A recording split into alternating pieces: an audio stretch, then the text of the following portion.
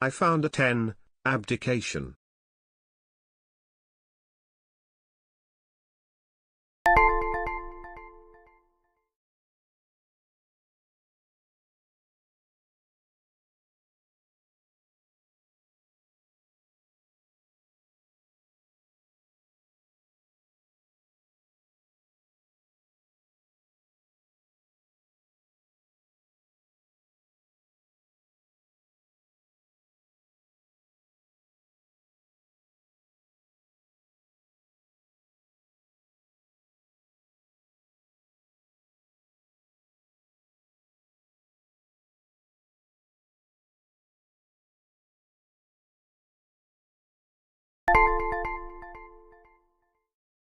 What did the audience groan after JB made a bad holiday pun? JB, I hope you'll stop with these puns. Less than 3.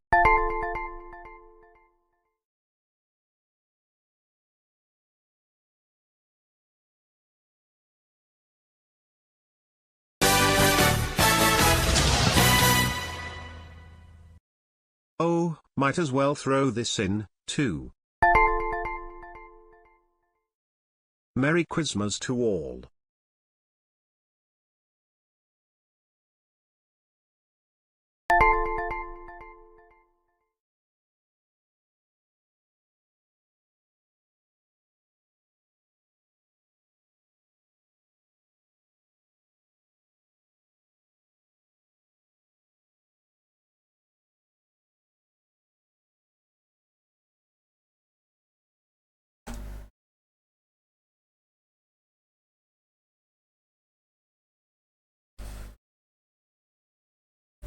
It's Quizmas!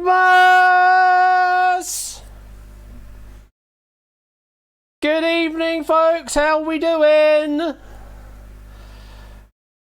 Don't like all this change on Twitch. I can only handle so much change. This is too much change. Have you had a good week? As we get closer and closer to the real Christmas event. We've got Quizmas first. This hype train literally stole your aesthetic. Lawsuit in the post, I reckon. I reckon so, Oni. Thank you for the 500 bits. And also thank you to Twitch for the extra 75. And we've also got Proogs with 100 in a moment. What say you, Proogs? I can throw in some bits too. Happy season. It's not Christmas yet, quite. Yeah, not quite there, but it's starting to ramp up. I'm starting to feel the festivities and that, but we're still a little bit out of the way there. It's only 12 days away, 11 sleeps, something like that, until Christmas Day. So it's not that far away, but yeah, I started to get into that festive feel as I present the next edition of Quizmas. I also need to catch up with some of these other alerts that came up. We've got a Brian with 500 bits. Thank you very much for 500 bits. Plus also Twitch adding 75 to that. Milk with a 43-month resub. Thank you for that. JB with 300 bits plus 30. Thank you for that. Milk White with 300 plus 45. For some reason. Why it has a different number, I don't know. But it is. And thank you to Topper for the 37-month resub. Goodness me, 37 months. That's crazy. Oh, God, all sorts of things happening now. Why not? Hype train, why not? Thank you for the 100 bits. Ralph, plus also Matt, doing all sorts of other noises. That's another noise. 1,500 bits from Matt the Ref, who says... How does Darth Vader know what you've got for Christmas? 'Cause he feels your presence. Oh, that's a Christmas cracker joke and a half, that is. Thank you for the 1,500 plus 150 we added from... 150 bits to Matt _the F's cheer. Yes, I know, Twitch. I noticed. Thank you for the 150 bits. Plus a 7-month resub from Sunny Cat. As of 24 hours ago, I'm a year older. Hopefully a bit wiser too. Happy birthday to you, Syndicate. I hope you are indeed wiser. But do enjoy the New Year's. I see myself not here for the quiz. Oh, Christmas Fun Slay is another one of the Christmas Cracker jokes. Thank you for the 500 bits from Puzzle Dan, plus another 50 from Twitch for free. Though it's not really for free because it's, they're just basically, they're just trimming off the top anyway. Followed by, that's what it's feeling like right now, as a followed by moment. I'm not even on camera right now, am I? Hello, I'm on camera now. It is Quizmas season, no less, and I hope you are doing well. I hope you enjoyed the brain teaser warm up. That was a good bit of fun. That getting into the festive mood there with all sorts of words and. Trying to circumvent some abdicates with an abdication instead, but a few of you actually managed to predict it. Maybe the bot has gotten a bit too sentient. I need to get it off of the open AI and I don't know. Maybe introduce it to Grok or something. No, I would never do that. But I hope you are all doing well. Welcome on in. We are going to play into the 8th game of Quizmas. We have played 5 of them so far. Obviously, Topper had a bit of a problem. Yeah, no, Grok is OpenAI. They just didn't want to necessarily show that it was the case, but it actually is. But Topper was supposed to play some Quizmas games last Thursday. Unfortunately, was unwell at the time. But we'll be catching up the Quizmas games from hopefully tomorrow onwards. So games 5 and 6, if my memory serves me right, of the games of Quizmas. No, 4 and 5. I did 6. Ben did 7. So games 4 and 5 of Quizmas, Topper will be playing on tomorrow's stream, if memory serves on the schedule.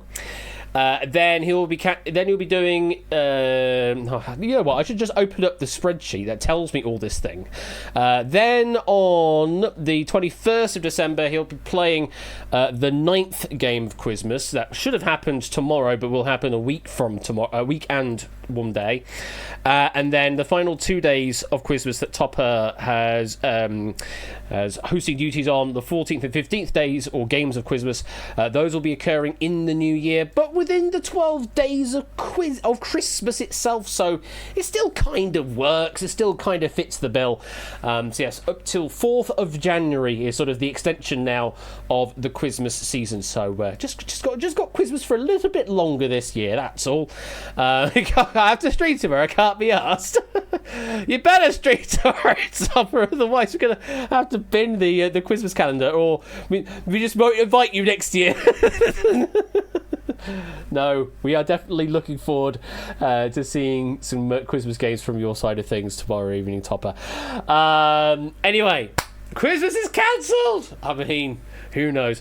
Great idea. Hang on a minute on the internet. Great idea? What do you mean great idea? No. Everything I just said there is completely no. I'm saying it in jest. I'm not saying it as a thing to actually do. Goodness me. Quizmas is facing elimination. Oh, God. There's a buzz for you. So, yes, I have got game number 8 tonight. I will also have game number 10 on Friday. And that, folks, is actually the last one of my games of Quizmas that I've listed, because we've got 5 games each. To make it nice and fair, though that does make it 15 out of 16. So I don't know what we're really doing with the 16th game. That seems to be unaccounted for at the moment. So we'll figure that out later down the lines. I'm pretty certain. But yeah, my 4th and 5th contributions to the Quizmas calendar are this week, and this is essentially my final week of 2023 stream wise as well. So yeah, kind of some big games to play then for the final 2 streams of 2023 for me. Math is indeed hard, Pop. I don't know. I don't know why we were even bothered with Christmas, because we couldn't divide it evenly this year. But we'll figure it out. I'm pretty certain we'll be able to figure it out. Just stay tuned on the Discord and that, and we'll figure something out as to what to do with that extra day. Right. We've got a. Oh, hello! Someone's got a golden capper. Hello, golden cappers. Wait, have we all got golden cappers? Have we got the golden capper unlock? I think we do. Yes, we've got the golden capper unlock. That's a nicety. Oh, Ape doesn't though. Everyone in that hype train got the golden capper, but everybody else didn't. Oh, unfortunate. I guess that's what you need to do is contribute next time around, and you might get a golden capper. You're not special. You are to me, Ape. You are a moderator. That's very special to me. Anyway, I need to stop waffling and actually get on with tonight's game of Quizmas. It has been written by a certain fox in the community. Ramsey Fox has written this pack of Quizmas game number 8. But what do we think? What do you think is happening in game number 8? What's your suggestions? What's your thoughts? You don't know what to do with this, Proogs. Well, what it means is you've got 24 hours to make the most of it, and then you don't have access to it after that. It's one of those rare emotes that get thrown out by Twitch every once in a while, and you get access to it for like a 24-hour window or something like that, and then it's gone after that. I don't even know if it's actually limited to this chat or outside of this chat, so it might just be 2 hours because that's how long my stream is. But enjoy the golden capper. What have we got? Relativity, treasure it, outright relativity for sure, Twister without a doubt. 2 hours of the opening sting of Extreme Ways. Outright, the best Christmas present. Indeed it is. 5 hours of check it out. Wiki Walker, Marble Race Marathon, Redacted. Heard the game is Twister. Where is all this Twister coming from? Shall I use it as a full stop replacement then? If you want every sentence to be sarcastic, absolutely, that works perfectly for that. Predicting Avanti and outro because why not? That's not even my thing, Matt. Ash hosting AUA, that would be a plot twist indeed. I make a hand witch. Anonominal. Tipsters Pro Tax Doja. Deja? Do you want to get it right, JB? There you go. Number mukbang. Now, number wang is over on Ben's side of things. So, again, not me. 100%. Oh, that would be a game now, wouldn't it? 100% for Quizmas. Though there's only so much Christmas trivia that you're going to pull out. You couldn't really write 100 questions on it. Otherwise, all the other quizzes would just kind of fall apart because we'd just write them all over again. 1,000 heartbeats. We certainly have had 1,000 heartbeats before. Wipeouts to Suddy Cat. Good suggestion. I mean, what did Channel 5 do? Probably. They probably did for like one episode, and then that's all their Christmas content done with. I play 48 races of Baby Puck. Now, hang on. No. I'm not stealing other people's gimmicks. All right? I'm not doing that. Shall we open up the 8th door on this Quizmas calendar to find out what we are playing tonight? I think so. I mean, there was 100% sex. Yes, there was indeed 100% sex. Anyway, let's open up the door. What are we playing tonight? You're enjoying Door Simulator. You want to make it available on Steam? It is Ash, Relativity. You've never stolen a gimmick from me before. Absolutely not, JB. Yes, there's one. Thank you for the 100 bits there. And yes, very well predicted in chat there. We are playing Relativity tonight on Quizmas 2023. It is indeed Christmas time in space. So, the rules of Relativity in terms of prizes for tonight. It is very simple. If you win, you get £15 through PayPal or Amazon or Steam, whatever you want. But that's it. Basically, that's the only major rule.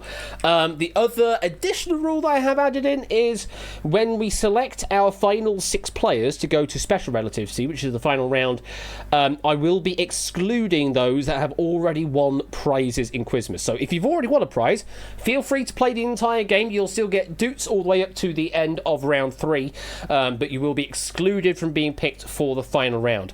Also means that doots are not being paid as bonuses in the final round, because of course that would be a bit unfair if you did really well on the quiz but then not get any doots, then miss out on doots because you got excluded. So I'm disabling doots bonuses in the final round in Special Relativity. because that's essentially the prize game for tonight. If you can get into the top 6, they haven't already gotten a Christmas prize, then that is what you are doing tonight. So yeah, feel free to play the game if you've already played. You already won a Christmas prize in the season, and you'll still get some doots, but you won't be eligible to play the final round. That's the only stipulation there.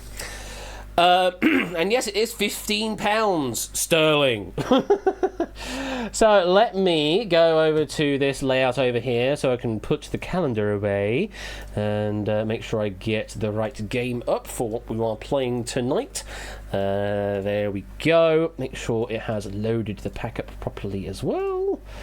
And we should be good to go. Do that. Enable message sending. Yes, absolutely. You got special relativity last time. Can you do it again? It's entirely possible. And if you do it this time, then you could be getting a prize on Christmas this year. So let's find out as we launch up. Hang on, let me check my final question. As I launch up relativity for tonight.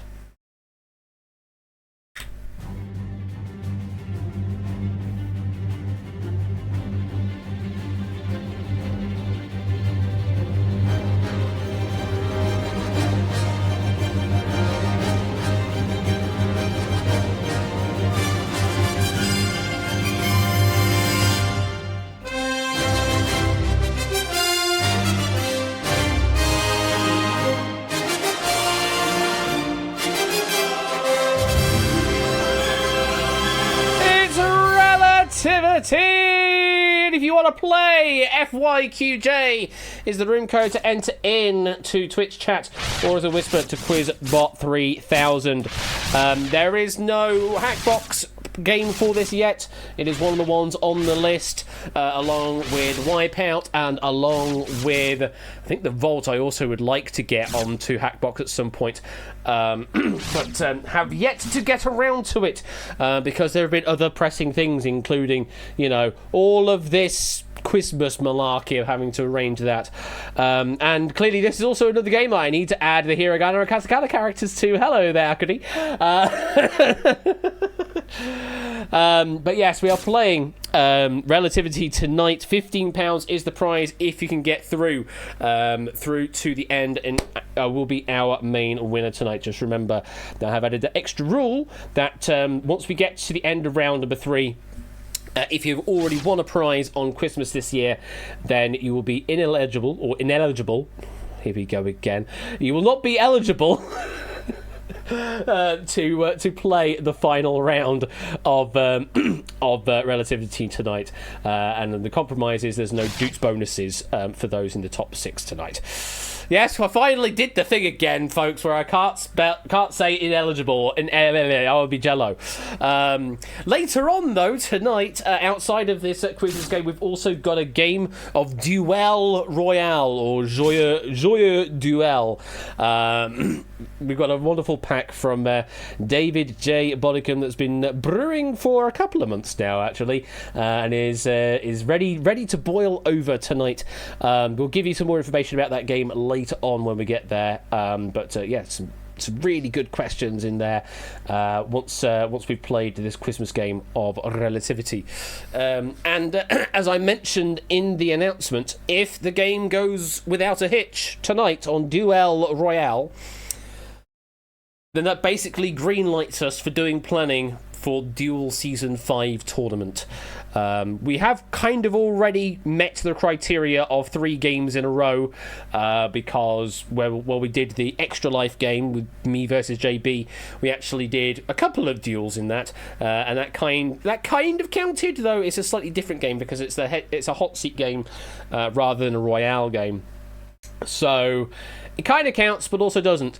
But tonight, if it all goes good, then we are all lights green, ready to go, and we'll then prepare for Duel Season 5 in 2024.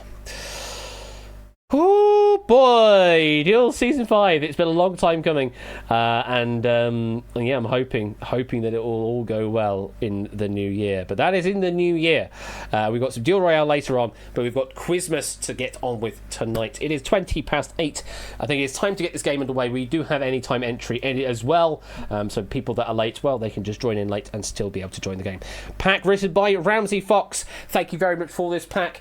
We've got some wonderful questions in it. I hope you're all ready. And let's launch and let's play a Relativity. Lights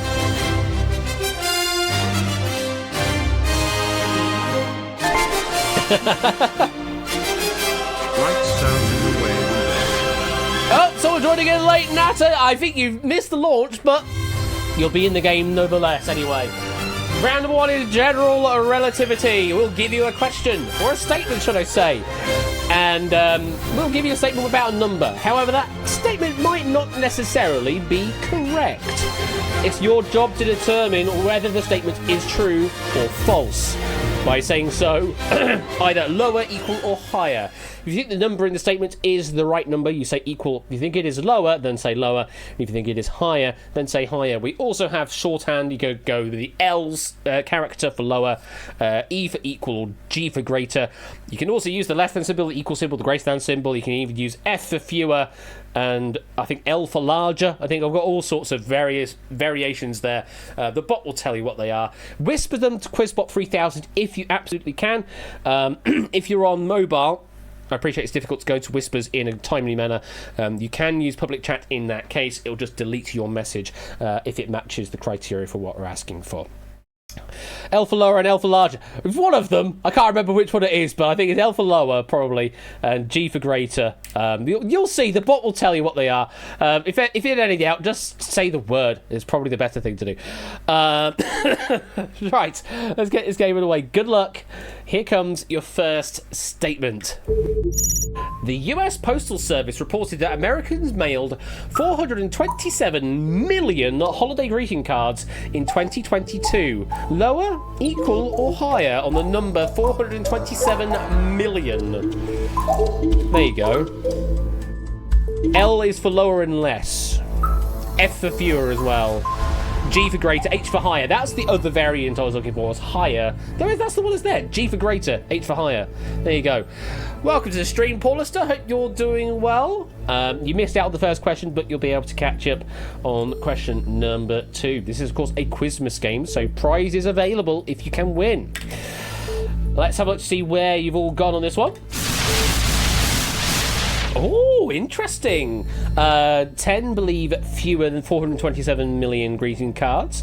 Holiday greeting cards specifically, sorry. 13 saying exactly that number. And 18 believing more than 427 million holiday greetings cards in 2022. Yes, so they've got a big kind of document that describes the sort of the mail in detail. Though, of course, they haven't obviously inspected the mail themselves. This is more self-reported via US citizens. But the number in question, when extrapolated to the US population in 2022, 1.1 billion holiday greetings cards in 2022. Yeah, I don't really send Christmas cards and that these days. I feel it's a bit of a it's just kind of gone. It's sort of gone past its due date now. But I guess a load of people still do it to this day, and still find it a sort of a part of a pastime of the Christmas season. Yeah, 1.1 billion holiday greetings cards in 2022, and they make up over 41% of all personal correspondence in the US in 2022. So you think of all of the things that you would personally send. 41% of all of that is holidays greetings cards. That's kind of crazy. 18 of you went the right way. Well done to you. Each getting 500 points for saying higher on that question. That's the first question. Let's move on to question number 2. Take a look at this. Now, Ramsey is not asking for any more stuffed fox plushies for Christmas.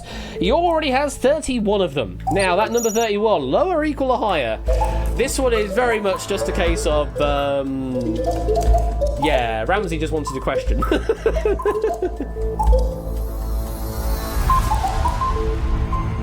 I appreciate the fact it's going to be a very difficult question to discern.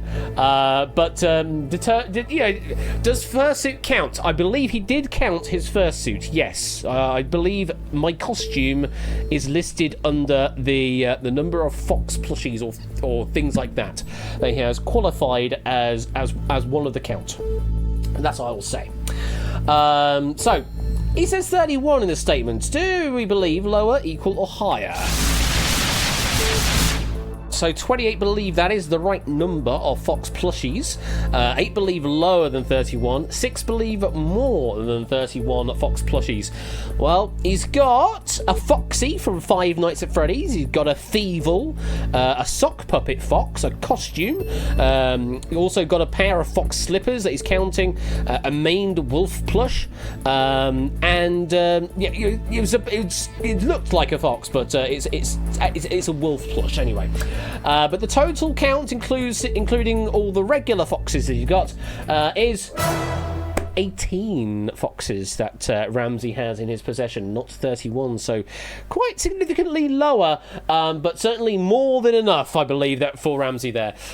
So yes, he's counting the slippers in that count, and it's still lower. So only 8 players went the right way there. Clive, Cetra, Yellowtail, Milk Like Chrono, Even Me, We Like Shapes, and Hexengale all went the right way by saying lower. I do have a picture, though I don't have permission. Yes, I don't yet have explicit permission to say that I can share that, so I'm not going to share it unless I'm being given that explicit permission to do so. But I was given an image to use as proof, and yes, it certainly proved that there were not 31 of them. That's all I'll say. Right, we'll move on to something completely different. Question number 3 is this. The GordonRamsay.com recipe for roast turkey has 11 unique ingredients. Lower, equal, or higher?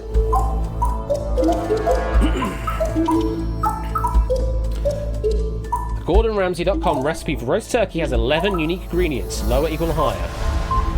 And welcome to the game lingo. You have missed out on 3 questions so far, but still got 3 in this round and 2 other rounds to play in. Family Feud voice. Hang on. That wasn't Family Feud. Family Fortunes here in the UK, I think you'll find. Or are you thinking of no, that's the other one I was thinking was Chicken. That was a different one. Ramsey just gave you permission to say you can show the fur kids. Oh, okay, I'm allowed to. All right, okay. Let me find the image then. Où est l'image? Où est l'image? L'image, c'est là. Can I do the thing? I can do the thing. Fantastic. Here's l'image. There they are. There are all the fur babies. All the ones that we can count. Yes, there was a Canada one about Popeye with the chicken, but that was chicken, not turkey in this case.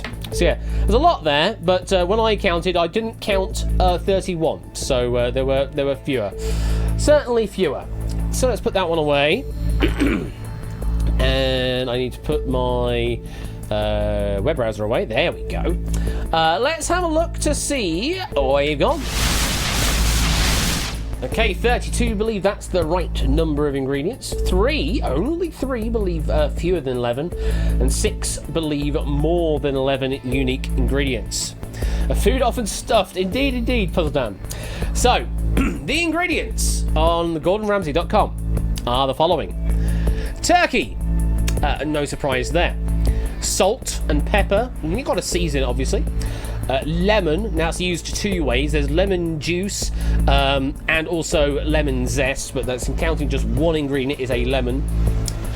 Garlic, onions, bay leaves, olive oil, butter, parsley, and bacon also in there, which means it is exactly 11 ingredients for the roast turkey recipe on GordonRamsay.com. So 32 of you went the right way. The vast majority of you, 78% of you, went the right way. You got to rap the boy. Well done, 32 of you, getting 500 points. So let's put that away. Thought it'd be slightly lower, but that's fair enough. Yeah, I mean, it's like you got a turkey.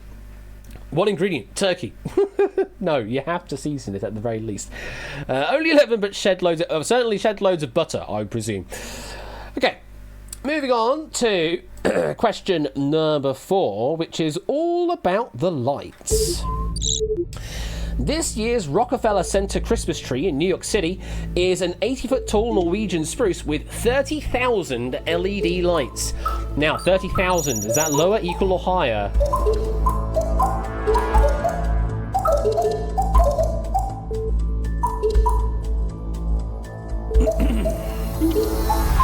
This is as per the Rockefeller website itself. Let there be lights indeed. And they're LED now. No incandescence. Let's see where you've gone. Oh, Sooty Cat all alone there on equal for 30,000. 11 believe there are fewer than 30,000 LED lights. 31 believe more than 30,000 LED lights. Well, it definitely is an 80-foot tall Norwegian spruce. We can say that's for certain. But the number of lights is greater, over 50,000. They don't have any exact counts, but they have at least 50,000 and more. The tree's 43 foot wide and weighs about 12 ton, according to this extra information here. Yes, over 50,000 LED lights you would find on the Rockefeller Center Christmas tree in New York City. Well done, 31 of you going the right way, 72% of you getting 500 points. Very well done. We've got 2 more questions left in this round before we have a look at the leaderboard to see where you're all at. So let's move on to a very snowy question number 5. In the 24 hours starting from 7 a.m. Christmas Day in 2017, the city of Erie, Pennsylvania broke its single-day snowfall record when it received 62 centimeters of snow. Lower, equal, higher? What do you reckon? Do you reckon the one-day snowfall record for Erie, Pennsylvania is 62 centimeters? That's getting an answer in there. So, how many foxes long is 62 centimeters? Ask Ramsey, I have no idea. Let's see where you've gone. Oh, quite an even one, actually. 12 believing lower than 62 centimeters, 13 believing that is the right measure, 18 believe more than 62 centimeters of snow. So a slight preference over onto higher, but only ever so slight. So yeah, the original measurements for this particular Christmas day were reported as high as 127 centimeters. But those measures actually were found to be erroneous.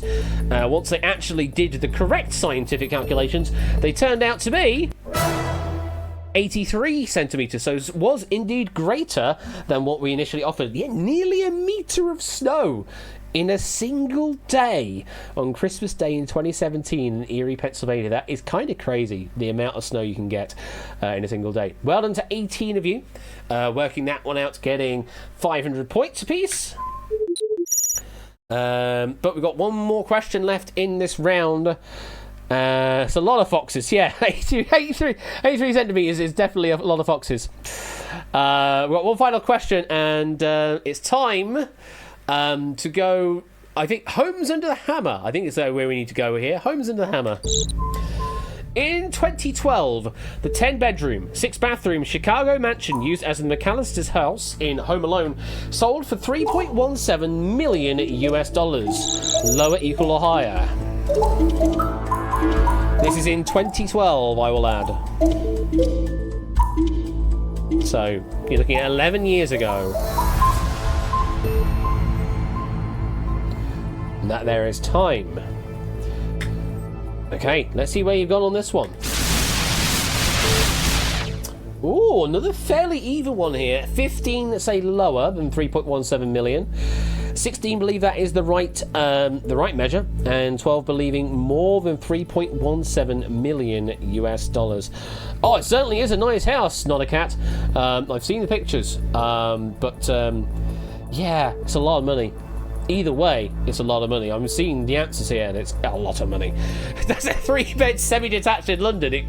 You're not far off there, Shapes. So, which is the correct answer? What's the correct valuation for the McAllister's house in Home Alone? It's about half of what we offered, $1.585 million US. I mean, it's still a lot. $1.58 million is still a bloody lot, but it is about half what we initially offered you. 15 of you going the right way, saying lower, and the current estimates for the house in 2023 peg the house currently at about $2.4 million US, so even lower than what we initially offered, even for the current valuation of the house. But that's what it's currently saying. 15 went the right way, getting 500 points. That there is the end of round number 1. Let's have a look at the leaderboard.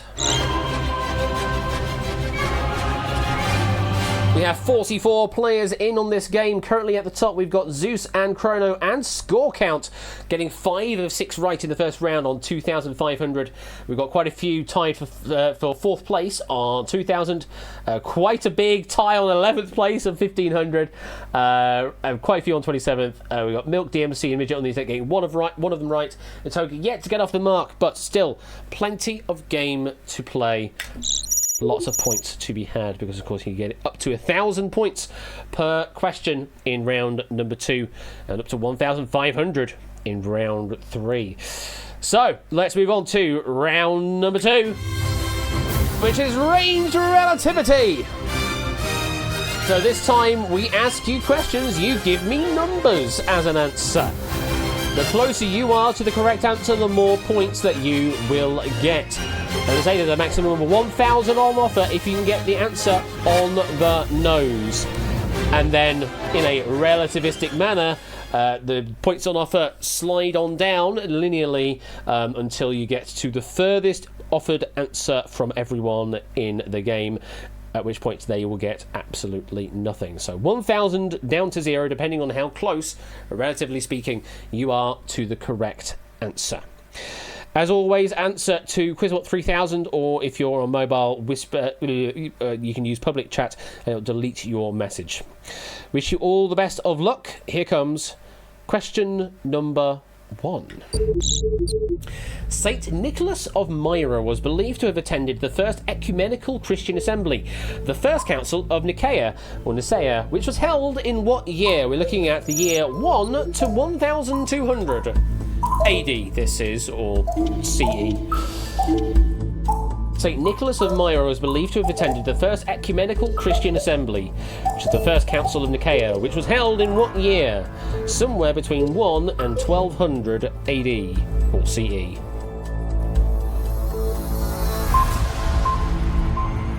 That there is time. Yes, St. Nicholas of Myra, though, would have been then bishop at the time. He wasn't canonicized until a bit later on, I believe. But yeah, apparently, allegedly got so heated during a theological debate that he slapped another attendee in the face. Don't know if it was at this particular assembly, but certainly at another assembly, he did. Let's see where you've gone with your guesses. That would be an ecumenical matter. It would be these shapes. So, lowest guess we've got is Paulister and Milk on year 69. Nice. Zeus has gone for 200. BC 250. Kenda with 300. Lingo going for the 420. Basudis and ABB with 500. Poznan and Sipsegel on 600. And we're going up to 800s, tied 3 ways. 1,000 from Pokernuts. Biggest guess is Mr. Vertigo and Brian with the year 1100. Yes, indeed, Ferrari. But what year was the correct year for the First Council? Well, let's find out. Correct answer is...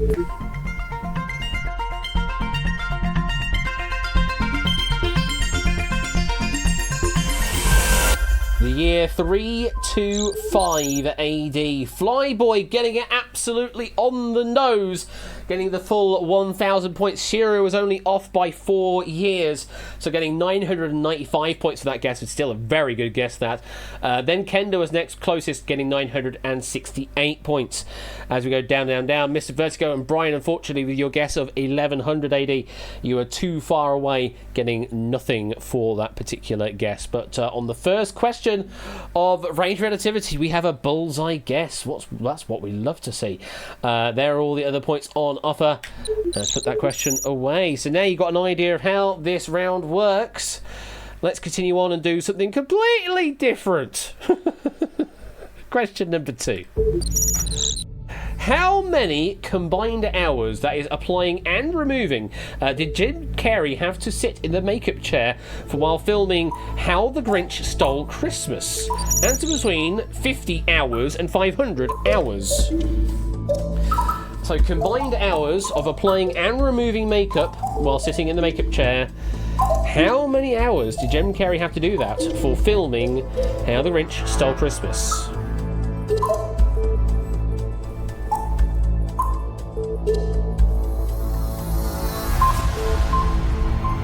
I mean, 50 already sounds like that's kind of crazy as a minimum. 500 is a lot of hours.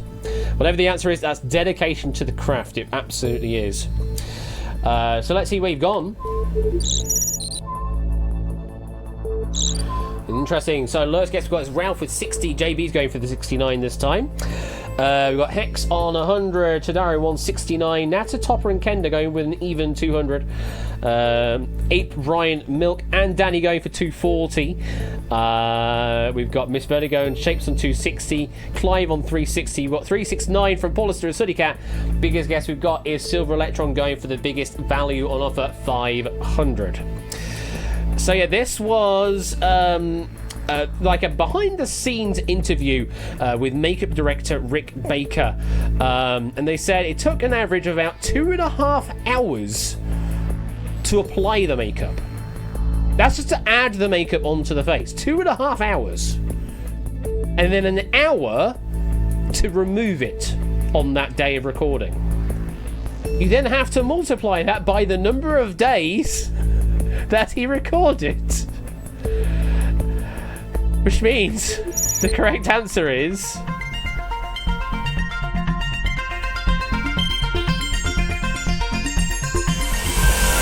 322 hours, 92 days of filming, multiplied by 3.5 hours of makeup adding and removing is where you get the score count with our closest guest. Very well done. 989 points going to you, just 11 points off the maximum. Flyby also getting that closest. Then it was Drahuska getting 916 points, Chrono getting 893 points for that. Yeah, kind of crazy. And this film did indeed win the year's Oscar for best makeup, which, I mean, that is proper dedication when you're sitting in the chair for 3.5 hours a day times 92 days. That's a lot of time. Yeah, all told, it's 14 days in the chair just on its own. Doing makeup stuff. That's kind of crazy. Well done to score on Flyboy, getting the closest guess, getting 989 points for that. Unfortunately, Ralph, you were too far away with a guess of 60 hours, and you're getting nothing for that. God, I couldn't put up with that. I mean, my skin probably wouldn't be able to put up with anything on my face anyway. But Jesus, that's a long time to be doing makeup. Okay. Moving on to question number 3. Let's have a look at this one. What do you think? According to the US Christmas Price Index, which tracks the items in the 12 days of Christmas, how much will it cost to buy 7 swans in US dollars? Answer between 700 and 35,000.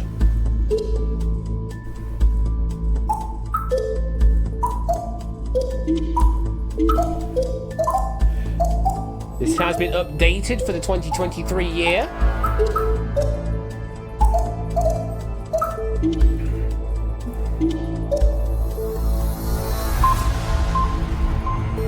And that is time. Oh, you may have misread and gone for the full 12 days. Yeah, not quite what we're asking there, Pop. Yeah, we're just going for just the 7 swans. Not multiplied by anything, just 7 swans. And this is, purchasing swans. In other cases, for example, I think the maids and milking, that one is valued at the sort of the national living wage, multiplied by the number of maids. So that is much cheaper than a lot of other things on the list. But this one is you are actually purchasing swans. The Lords of Leaping, 10 Lords of Leaping, those would be the value of them if you hired them from the Philadelphia Ballet Company, and they are the most expensive on the list of the 12 days of Christmas gifts. The swans are the second most expensive gift on the list. Let's see what you've got. So, smallest guess we've got is Stips's Angle with $900, Silver Electron with $1,000. Sooty Catch here is going for the double nice. We've got 4 going for $7,000. We've got a $15,000 from Clive, $20,000 from Midget on the internet. Biggest guess we've got is Ralph and Kenda with $30,000 apiece. Yeah, Philadelphia mentioned again. Yeah, sorry, it's the second time in the pack. What's the correct answer? What is the value of 7 swans in the 12 days of Christmas, according to the US Christmas Price Index?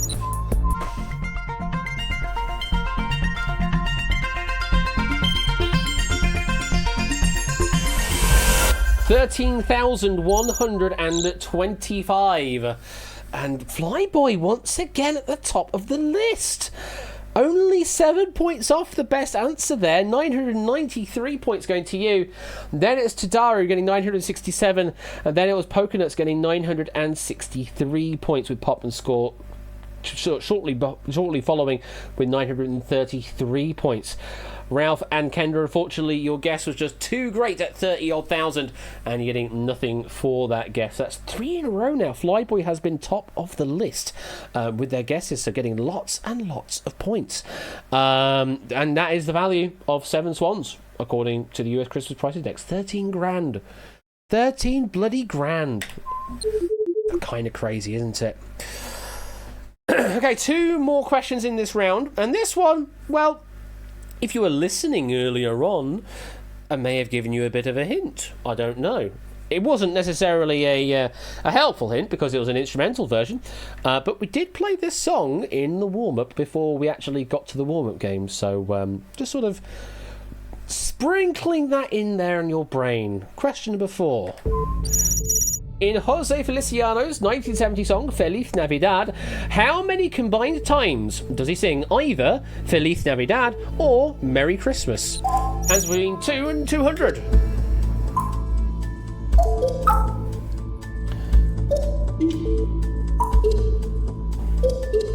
That is an interesting... Oh, that's a very different answer, I'm going to say.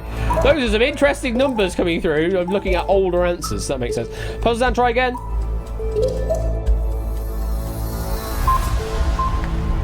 Don't know if I got a second answer from you, Puzzle Dan. Oh no, I think it did. Yeah, I think it did. I just wasn't paying attention. I just saw the bot message and then I didn't notice anything else.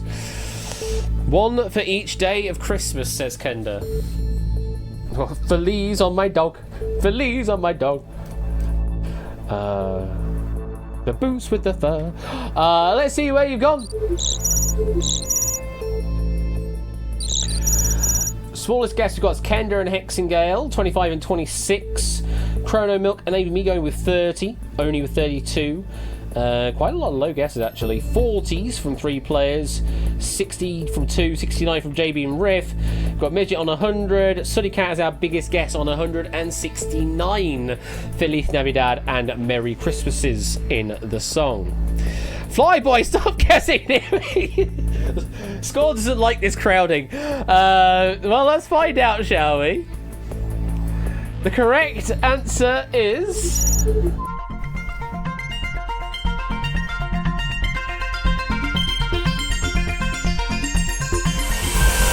$39 Feliz Navidad and Merry Christmases is what you would find. Abe, Minky, K-Jabs and Tadaru just off by 1. Very well done with those guesses, getting 992 points apiece for that. Only 8 off the maximum number of points. Then it was Paulus the Silver Electron Lingo and top of One Gaming getting 977 points, and then it was Clive getting 969 points. Yes, in total there are 21 Feliz Navidads and 18 Merry Christmases, adding up to make a total of 39 of them both. And if you know that song, it is now stuck in your head. So very well done. 39 was the correct guess. 8 Minky, K-Jabs and Tadaru just off by 1. One final question left in this round before we have a look at the leaderboard update. Thought it was probably a multiple of 3. Yeah, it kind of is a multiple of 3 answer for that, yes. I never really looked properly into the lyrics, but yeah, it certainly feels like it is a multiple of 3 thing, given the way that they are expressed. Okay, one final question, and, well, I mean, it's a question, certainly. As a percentage, what is the Rotten Tomatoes audience score for the 1978 Star Wars Holiday Special? Answer between 0% and 100%, as I am apparently disconnected from chat. Twitch? Clive, you're out of range, apparently. There you go, that's better. I momentarily dropped.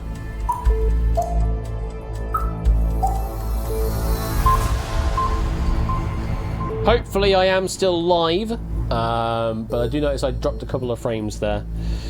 Audience score is throwing a spanner in the works. Yes, because of course on Rotten Tomatoes there are 2 different scores.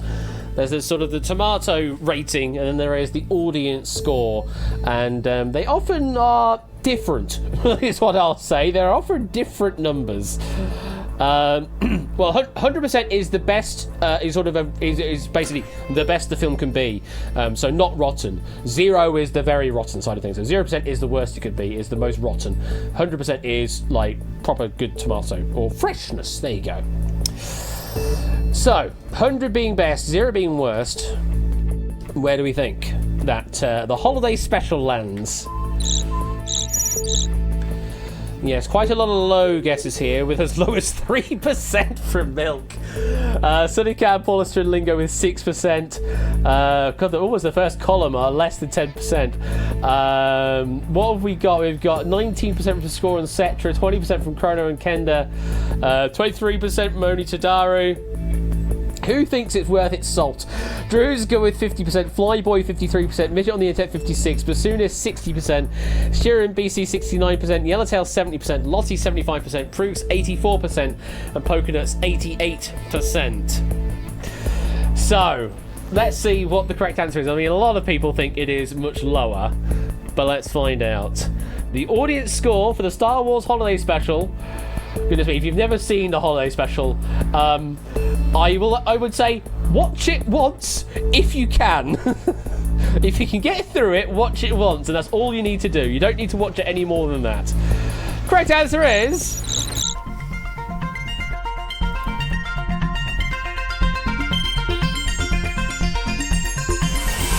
19% was correct. Score and Cetra on the nose, getting the full 1,000 points. That is the second on the nose guess we've got in tonight's game. Score finally finding it along with Cetra. Chrono, Zeus, Apollo and Kenda just 1 off, getting 986 points, and then K-Jarves and JB 2 off, getting 971 points apiece. Unfortunately, your guess Pokenuts was just too good. It was just way too high for the audience score for the holiday special. And we've got a review here. Quote, calling the Star Wars holiday special a uniquely repulsive failure of the filmmaker's art is an unearned compliment. That is a lovely review there. And yeah, only 19% on the audience score on Rotten Tomatoes. Well done, Score and Cetra, getting on the nose for the full 1,000 points. Apparently my connection to the morphogenetic field is strong today. I don't think there are any other Q questions up here, but we will see. End of round number 2. Let's have a look at the leaderboard. Oh, it is very strong score because you are in the lead on 6,682. In second place is Apodo on 6,070. Ape in third, 5,998. Then Zeus on fourth place, 5,979. Clive in fifth, 5,868. And in sixth place, Chrono in fifth on 5,633. So this is the point where I need to have a quick look at the Quizmas winner list, because those that have already won will not be eligible to advance. So that will include currently on the list, Zeus and Clive. I believe those are the two that meet the criteria that have already won a prize. So, based on that, I need to look at 7th and 8th currently. AB Me and Oni. Oni has already won on All Clued Up, so we need to go down one more on the list. Topper, in 9th place, currently, could be eligible to play to win a Quizmas prize. Now, I will say, though Topper is part of the Quizmas crew, he has not seen this pack at all. So is still kind of the full rights to be able to earn a prize in Quizmas 2023 because he's had no look in as to what this pack is. He obviously knows what the game was ahead of time, but that's the only bit of information that Topper's been able to know about this ahead of. So Topper could be up for getting a prize on Quizmas. Who knows what could happen? All make a difference in round number 3 because we've got lots of points on offer. Let's go over there now. It is social relativity. So in round number 3, we rinse and repeat. We still ask you some questions. We ask you for some numbers. And then once we've received all your answers, we will then split you up into 3 equally sized groups. And only the group that contains the correct answer will actually score anything, from a minimum of 500, just from being in the scoring zone, up to 1,500 if you've got it on the nose. So in this round, it is entirely possible that you could be off by just a single value and not be in the scoring zone and score absolutely nothing. And then other players have a greater distance away, but they're in the scoring zone and they do score.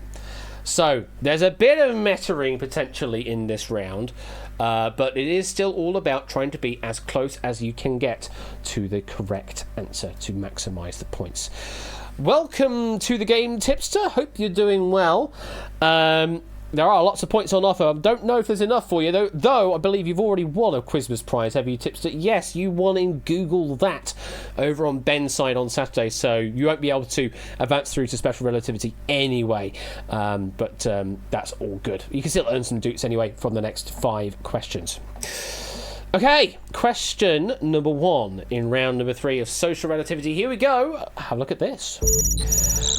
Of the 25,543 games with enough user ratings to appear on BoardGameGeeks.com's Board Game Rankings, where is the original version of Monopoly ranked, with 1 being the best? Answer between 1 and 25,543.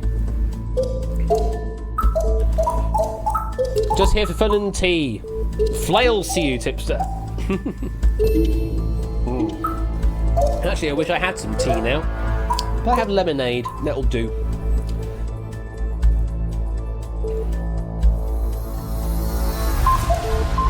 JB getting an answer in. Interesting question, very much it is. Get ready for the biggest third zone you've ever seen. Alright then, come on then chat, what are your Monopoly opinions? Because I know there are lots of Monopoly opinions out there. And don't go just saying Fortune Street or Landlord's Game. I just want just Monopoly opinions. I think this is squarely in the answer will surprise you territory. Monopoly is fine, but Fortune Street rules. Communist test! Monopoly is terrible, but so is the general public. Amen. I'd say it's in the top half. Concept of the best Monopoly like. It's not a great game, but it's very much a game I grew up with. Quiz Night Fortune Street tournament still needs to happen. Monopoly is really quite toss, says Oni. This scares me, says Brian. Oh god, that would be chaos. I wonder what is number 1. I didn't actually look, but I do have the list of some other games where they are relating to. Let's have a look to see where you've gone, where you think Monopoly is ranked. So Chrono believes that Monopoly is the 3rd best board game of all time, according to BoardGameGeeks.com. BoardGameGeek.com. Brian Apollos is going for 69, along with Milk, 8 and Hex with 100, Tipster with 1,200, Shawcamp with 3649, Dipsy with 9,001, Poznan and Basudis with 10,000th, Zeus going with all the ones. Shearer with 17,000. Clive with 20,325. What is this 325 malarkey? JB with 25,000 and Kenda going just way too far now. 25,500. Goodness me, there's such a wide range of guesses here. Well, let's split you up into 3 equally sized groups. The first group is tiny, but it is equally populous. Blue zone, if you can see it, is from 1 up to 583. That's tiny. Green is from 583 up to 11,556. And red is from 11,556 all the way to 25,543. But yeah, if it's in there, Yellowtail, that's kind of crazy. That is a shot in the dark. Come on, 500 points of green, says Danny Gummy. That's all you're hoping for, is just being in the green zone. Well, I can tell you that the correct answer is...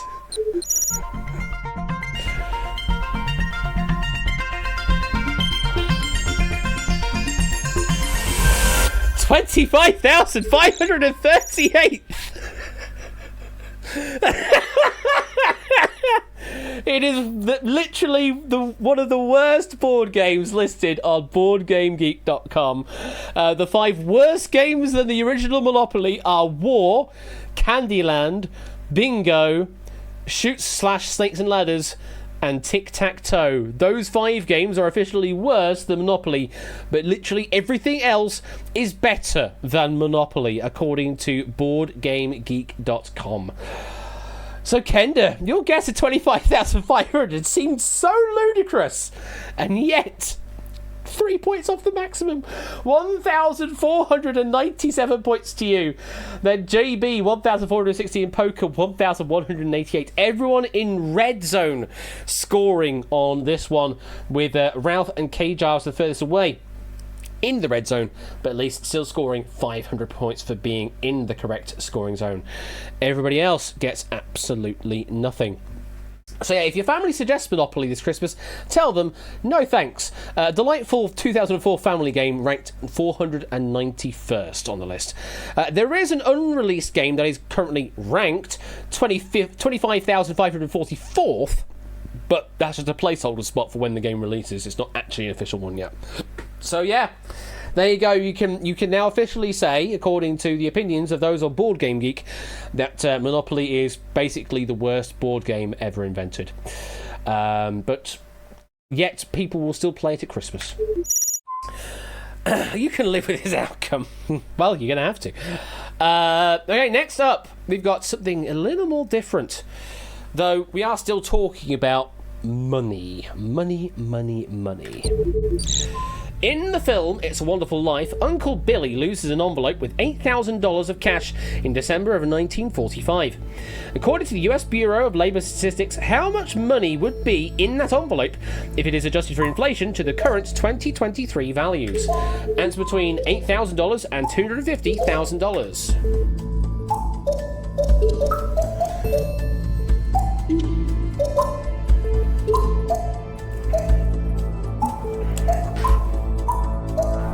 Try again, Hex. That's 2 seconds. Don't think I saw a second answer from you, Hex. Trying to get an edge, K says Puzzle, trying to meta the game a little. So yeah, sort of CPI and compound interest in it. How inflation works. Well, let's see where you think $8,000 from 1945 lands in 2023. As of November, this is. We don't have the ending of December, but we certainly have up to November. So Suddy Cat believes $8,000 would be worth $25,000 in the modern money. We've got 3 go for $80,000, 2 go for 88888. Topper and Silver Electron. Very interesting, because I don't know if that's going to land on the edge or not, because you've got K-Giles and Lingo with 90,000 also potentially going for an edge there.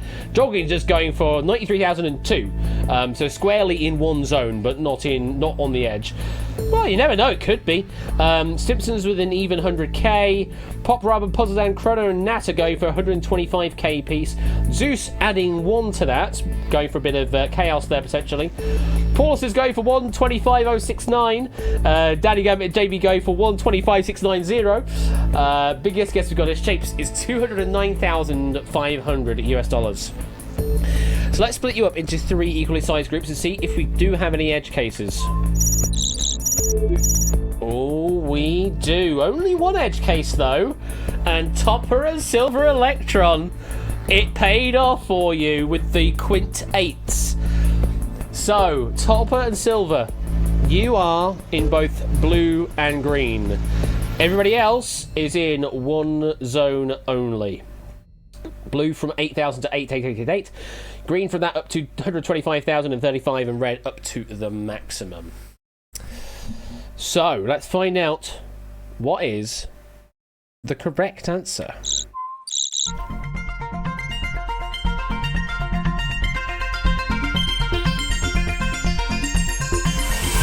Red Zone takes it 134,967.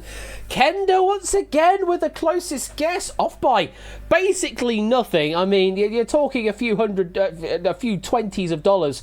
That basically means you get the full 1,500. It's not exactly a nose guess, but it's good enough. Then it was Proogs with the next best guess, 1,471 points to you, and then Brian third best on 1,407. All of the Red Zone scoring up until including We Like Shapes' big guess, getting 500 points for that. Unfortunately, blue and green getting absolutely nothing. How am I doing good with done answers? Welcome to Relativity, JB. Have a seat. You wanted to put 125k as well, but I knew it was going to be a fight, so added 10k on top. Very interesting. Well, it worked out in your favour. You got the closest guess and basically got the maximum. 3 more questions left in the main game. You're already saying, all right, stand then instead. Do a hop, jump around, jog. I don't know. Let's move on to something a bit different. Question number 3 is this. What is the population of Christmas Island, an Australian territory just south of Indonesia? And it's between 100 and 10,000. This is as of their most recent census. I think the count was in 2019. No, sorry, 2021. 2021 was the year. But I believe the variance isn't particularly worrisome. Only elves on the island, right? Says Kenda. Well, I don't know about that. That just wants hedging. Okay, right. Fuck it, more meme, says JB. Let's see where people have gone. Very tight lower end, and then it's spread out a bit, though we do have some duped guesses. Only is our smallest guess on 250. Clive with 325 and Riff with a 420. We've got 4 players on 1,000. Paulus is going for 1038. Very interesting number. Tipster with 1200. Flyboy with 1348. What are these 48 guesses? Very interesting. DMC Silver, Electron, and Sunny Cat go for 2500. Tadaro, JB, Shiru, Brian, and Lingo go for the 2569. Who knows? It could be an edge case. Danny with the quad 4s. Biggest guess we've got is Ralph on 9,000. So let's split you up into 3 equally sized groups. No edge cases to be found this time round. Blue from 100 up to 1598. Green from that up to 2785, and red from that up to the maximum 10,000.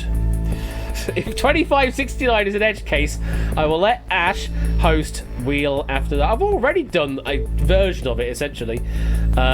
Equally sized is about as close as I can get. Equally sized. My population size, not a cat. Again, oh goodness me.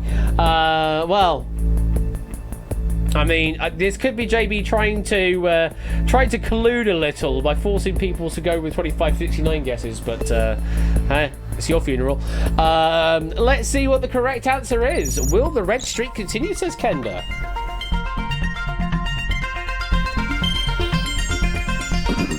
Ooh, this time it doesn't. Green Zone scores. The answer was 1692. The island itself was named by Captain William Miners when he passed by the island on Christmas Day of 1643. But yes, the current population as of 2021 was 1692. Proogs! You got the closest guess, getting 1,322 for that. Then it was Jogging, 1028, and then it was Zeus, 1,009. With Tadaru, JB, Shiru, Brian, and Lingo with their 2569 guess, getting 500 points for being in the right scoring zone. Thank you for joining the channel, Quizbot. Good to know that you've rejoined. Unfortunately, means blue and red not scoring this time round. It was the green zone that scored. Okay, 2 more questions left in this round. 2 more opportunities for 1,500 points apiece. Question number 4 is this. The first sighting of Halley's Comet to have been predicted in advance occurred on Christmas Day of what year? Answer between 1650 and 1950.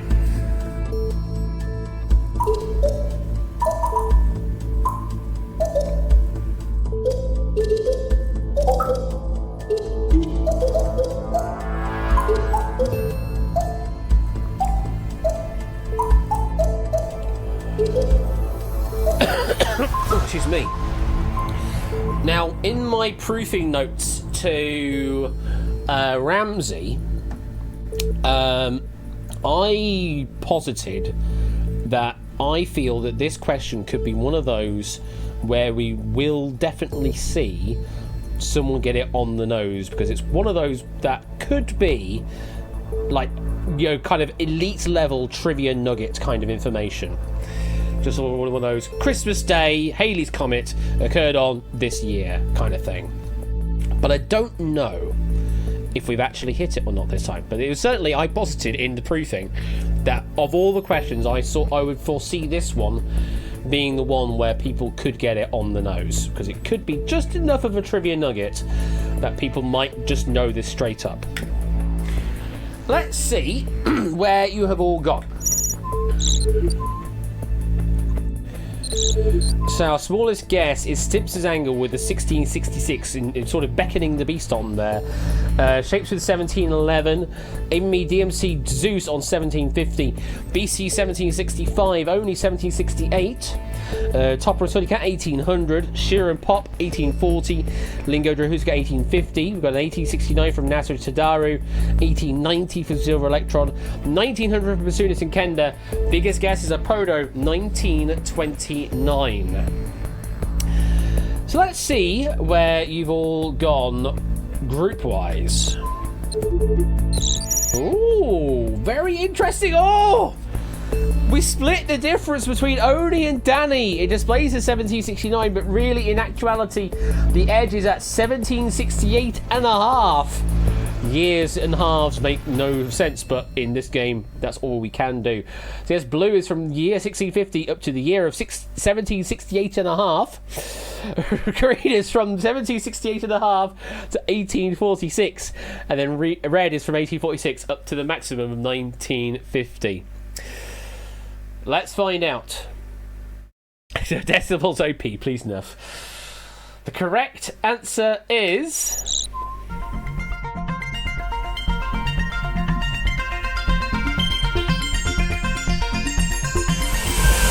1758. We did miss out, but BC was off by just by 13 years, should I say, getting 1,424 points for that.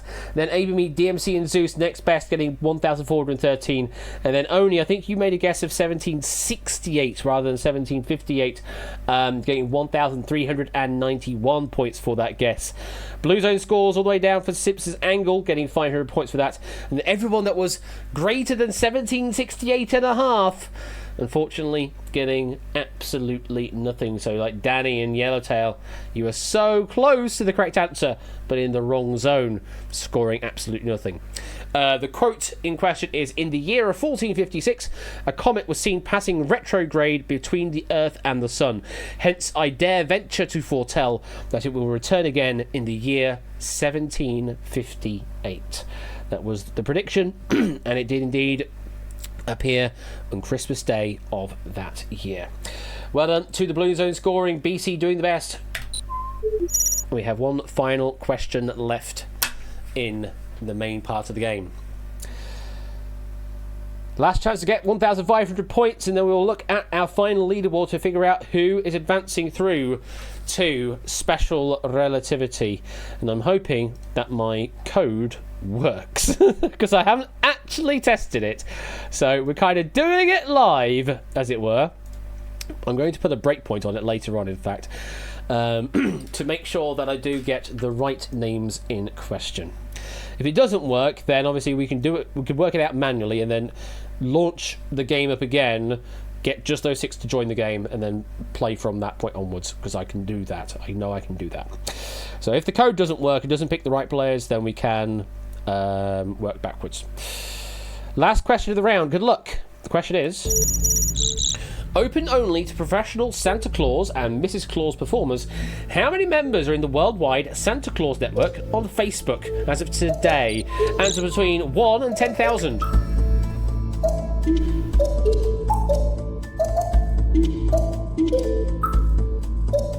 Out of range only. Try again. There you go.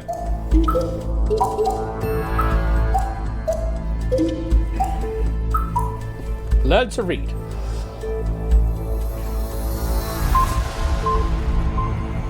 And that is time.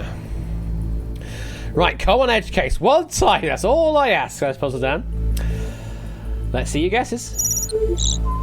Oh, interesting.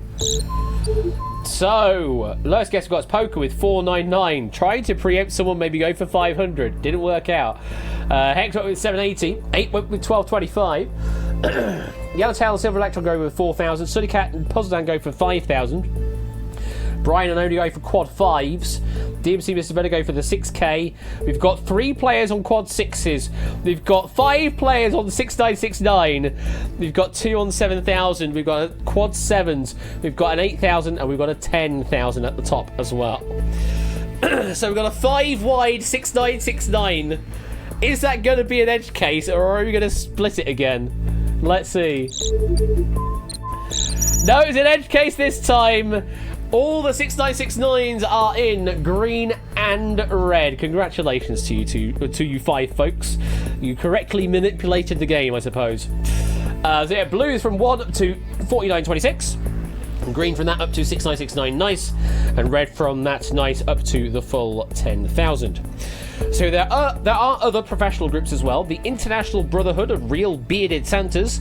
That has around 2,500 members. The Fraternal Order of Real Bearded Santas has around 850. The Santa Claus Performers Buy and Sell Facebook group has 1,421 members. But the Worldwide Santa Claus Network has a total of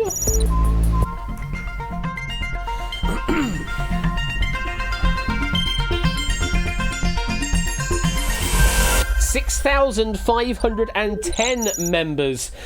Danny, Andrahuska and Kenda with the quad 6s were the closest guess, getting 1,397 points apiece. Then it was Nata, 1,395, and then it was BC and Tadaru and Paulister and JB and Flyboy with the 6969 guesses, getting 1,196 points apiece. Well done to the green zone scoring. Blue and red did not score this time round. That is the end of the main game. So, top 6 that have not won a prize on Christmas so far will advance through to Special Relativity. Let's go in reverse order. Let's reveal who has won the main game and then figure out who is advancing through to Special Relativity. At the back, we have got Itogi and Tipster, Akuri with the boxes and a minute on the internet, Hex and Lottie, Yellowtail and Pop, Suddy Cat and Stimpson's Angle, Ralph and Topper, Cetra and Puzzle Dan, Milk and Bassoonist, K-Jarves and Silver Electron, Poker and Jogging, Ape and Lingo, Riff and Natter, Drahuska and Shiru, Flyboy and Score, Shapes and Tadaru, Clive and DMC, BC and Mr. Vertigo. Let's have a look at the top 10-ish. Kroogs and Paulister, Apodo and Danny, Chrono and AB Me, JB and Zeus, Oni and Brian, and top of the board is Kenda.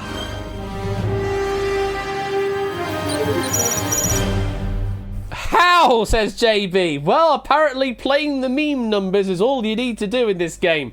So, as we look through the list of winners of Quizmas versus our leaderboard, Kenda, you are our first winner of Quizmas, so you'll not advance through to the next round. Brian, you have not won yet, so you are up to play Special Relativity. Only, you've already won, so you're out. Zeus has already won, something is out. JB, you are our second advancee through to Special Relativity. AB Me, you are through to Special Relativity. Chrono Blazer, you're through to Special Relativity. Danny, you are through to Special Relativity. And Apodo Nuevo, you are through to Special Relativity. Congratulations. I'm just going to take a screenshot of all of that because I just need to make sure that I remember who should be advancing in case I need to do a backup. So let me just take a screenshot there. I'm going to trust in the code. I do have a breakpoint on it, but I'm going to trust in the code to do the right thing because I have the list of names that have already gotten prize and it shouldn't pick those players. I mean, what it does is it basically removes everybody else from the game at this point. So even if you do an answer, it just will ignore it in theory. But I want to make sure that the correct 6 are being picked from the collection. It usually is just the top 6 in the list, but now it's top 6-ish after removing other players. So it does an extra step, and I just want to make sure I'm kind of baby stepping through it to make sure it picks the right players. So let's see what happens with the code. It should be Brian, AB Me, Chrono, Danny, JB, I missed that one out, and Apodo. Those are our 6 players heading through to Special Relativity. I'll say those again. Brian, JB, AB Me, Chrono, Danny, and Apodo Nuevo. Those are the 6 names. So, I'm going to put that away. I'm going to press the space bar. Breakpoint's going to happen. And then I'm going to have a look to see the names that it picks. So, it's picking some names. And we find out that I can't evaluate the expression. Yay! Why can't I evaluate the expression? I just want to know what's going on. Well, I'm gonna have to trust in the code, I guess. Why can't I evaluate the expression? What? I've never seen that before at this point in Breakpoint. I just wanted to trust that it works. That's all I wanted to do. Anyway, Special Relativity, we'll have a look in a moment. So this is the final round. We will ask you some questions for our final 6 players. You just need to give me an answer. We will not give you a range this time round. Whoever is furthest away from the correct answer will be eliminated from the game on each question, and we rinse and repeat until just one player is left standing, and they will be our winner of Special Relativity, and we'll get a £15 prize. Now, what I can do, because I actually know that there should be player objects, there are a lot of player objects still alive. There are a lot of players still alive in this thing. Where is lobby object? Can I see the player list? I can see the playlist! I thought I had a thing! I've got AB Me, Apodo, Brian, Chrono, Danny, and JB Henry. It's worked! The code has worked! I should have just trusted myself. Just trust the gut, Ashley.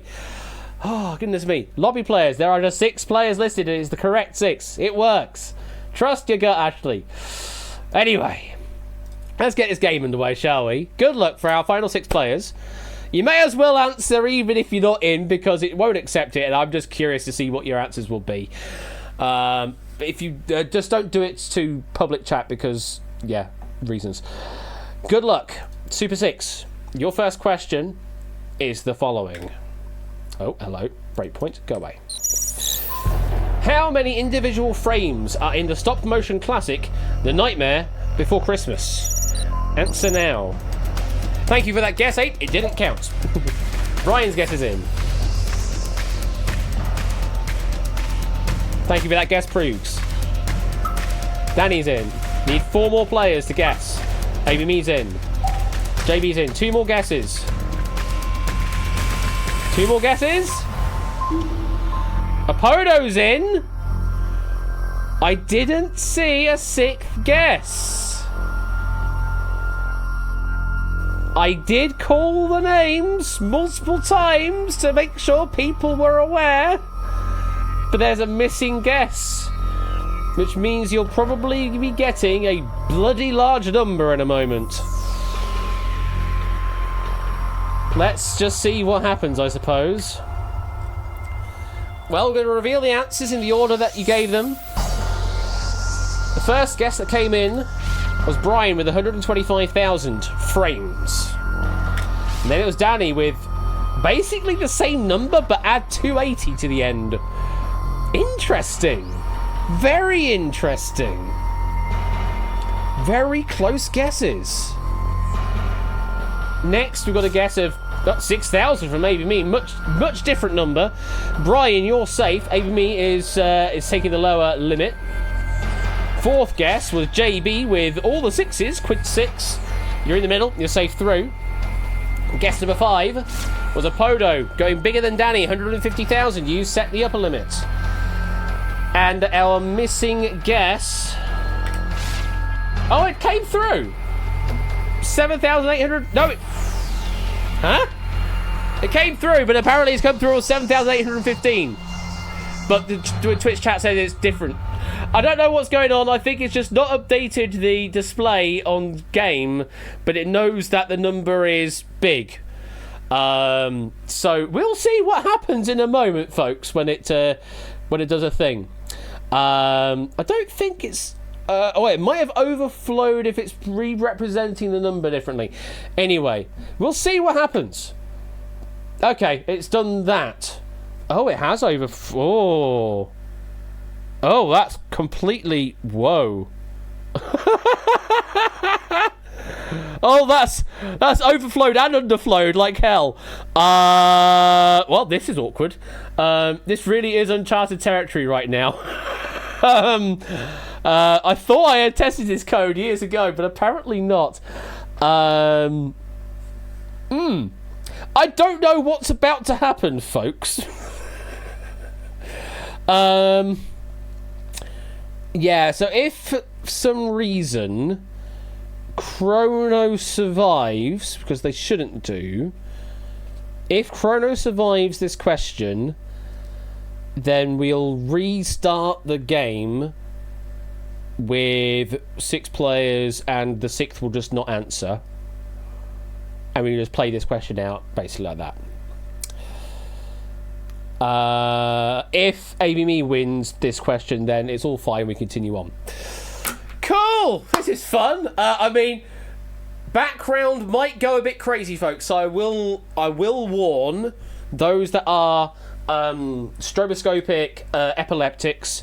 There might be flashing images on screen in a moment. So just be aware that could be a thing that'll happen. So I will advise those that are epileptic like that to look away for the next few moments until we figure out what's going on. The correct answer is... I have no idea what it's going to do, but the correct answer is...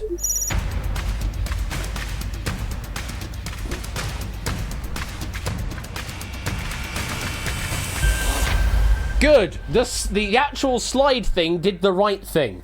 And we are good. Epilepsy warning is now clear. We're all safe. I think it's just the number representation on a couple of these labels just doesn't understand big numbers. But the actual slidey thing did understand how it all worked. The answer we're looking for was 109,440 frames, which was 76 minutes of film, filmed across 19 different stages using hundreds of animators. So there's 125,000 guesses were pretty damn close, actually. ABMe, you guessed 6,000. It was quite small. But you are through the question, because Chrono unfortunately did not answer in the time, so will not be getting that prize. ABMe, you're still in with a shout. Well, I guess the code does work, sort of, just the numbers on display don't quite display the right story, that's all. But everybody else that answered, you're still in. Chrono, unfortunately, you are out, but not much I can do about that. 5 players still in. 4 will survive this question. If you're ready, good luck. And as I say, you may as well just answer anyway, because you never know what will happen. And I like to see some other answers come through, even if you're not an actually active player right now. The next question is: how many total points were scored across the 5 NBA basketball games played on Christmas Day of 2022? Answer now. We've got 1 guess in. 2, 3, 4. All 5 guesses are in. Plus some extra ones just for good measure.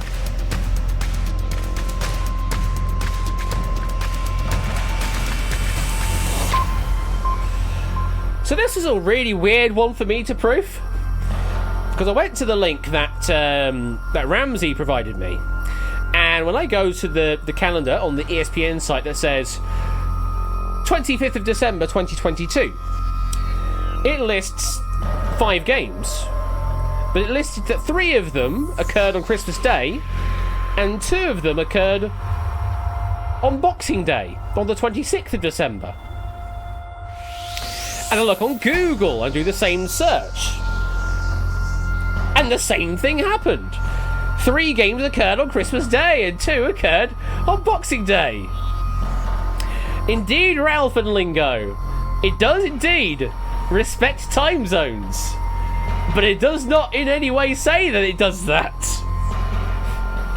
I can only assume it does that because the majority of people using the ESPN site will be from the Americas, and they only care about their local time in the Americas. And of course, there's time zones from like +5, -5 to -8 in the States.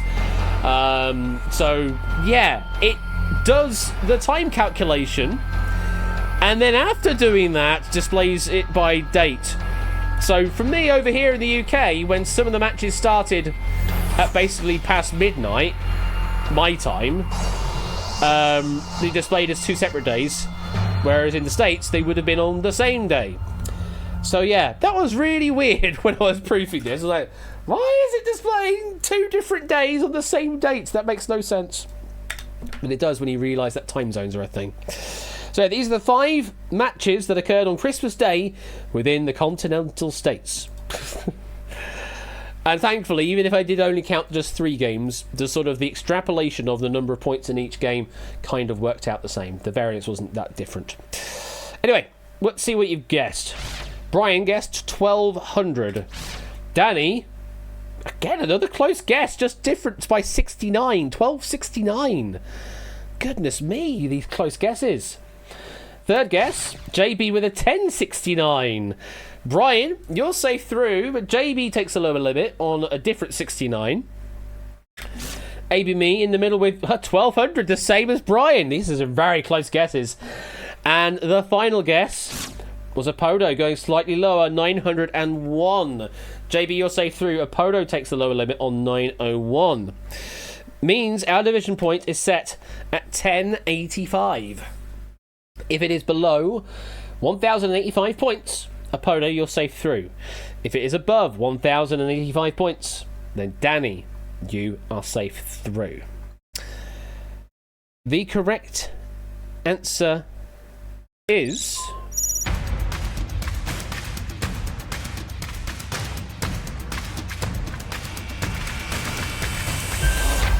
1,212. God, all those 1,200 guesses were very, very good indeed. Yeah, the highest scoring game had 257 points. The lowest scoring game of the 5 had 231 points. So, as you can see, the variance was not particularly different. Not exactly wide. And, yeah, lots of points for each game and 5 of those games. So, well done. Danny, you're safe through to the next question. Unfortunately, Apodo, your guess of 901 was too far away. But, I mean, there wasn't much you can do versus 3 1,200 guesses, a 1,000 guess, and then your own 900 guess. So all the guesses were really, really close together, honestly. Just, unfortunately, too far away this time round. Unlucky, Apodo. Better luck next time. 4 players still in. Let's continue on. Next question is the following. Based on calculations by the Washington Post in 2019, how many households does Santa need to visit per second to deliver to everyone on his list in one night? Answer now. Brian's in. JB's in. Need 2 more guesses. Danny's in. And Amy Me's in. Everyone in the world, Shiru. Everyone in the world. Well, all the kids in the world, actually. So they go through a lot of statistical stuff, talking about how many kids there are, and then how many households there would be with those kids, what the average distance is between those households, what the density of population is by longitude. Kind of crazy stuff that they got calculations for. And of course, a nighttime cycle around the globe, it's not just, you know, your standard night, because of course it moves around the globe, and Santa will be able to move along around with that. So the total night time in question is 35 hours and 15 minutes to work with. Not just 24 hours, not less than 24 hours, it's 35 hours and 15 minutes of night to work with. Let's see where you've all gone. First answer was Brian with 137,000 per second. JB with a much smaller guess of just 666 per second. Danny has gone with 13,690. You're safe through. And the final guess was Amy Me with 25,000 per second. You're in the middle. You're safe through. Which sets our division point at 68,833. So close to 69,000 there. So below 68,833, JB, you are safe through to the next question. Above that, Brian, you are safe through to the next question. With approximately 395 million households to visit in 35 hours and 15 minutes. The correct answer per second is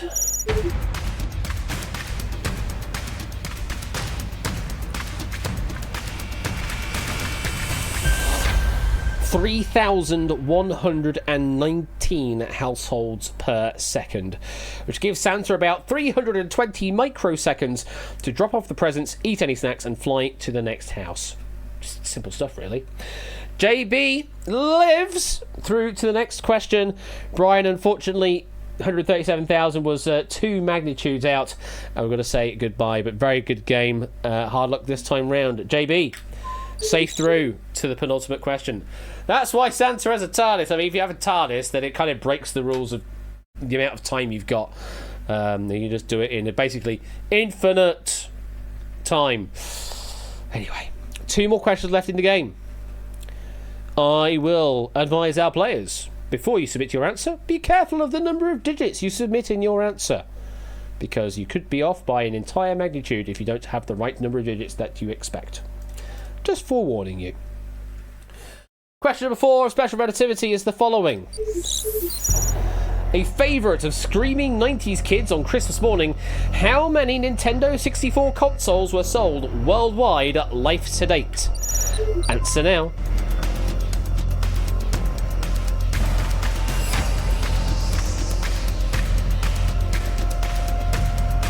No answers in yet. There we go, Amy and JB are in. Danny? There we go, Danny's in as well.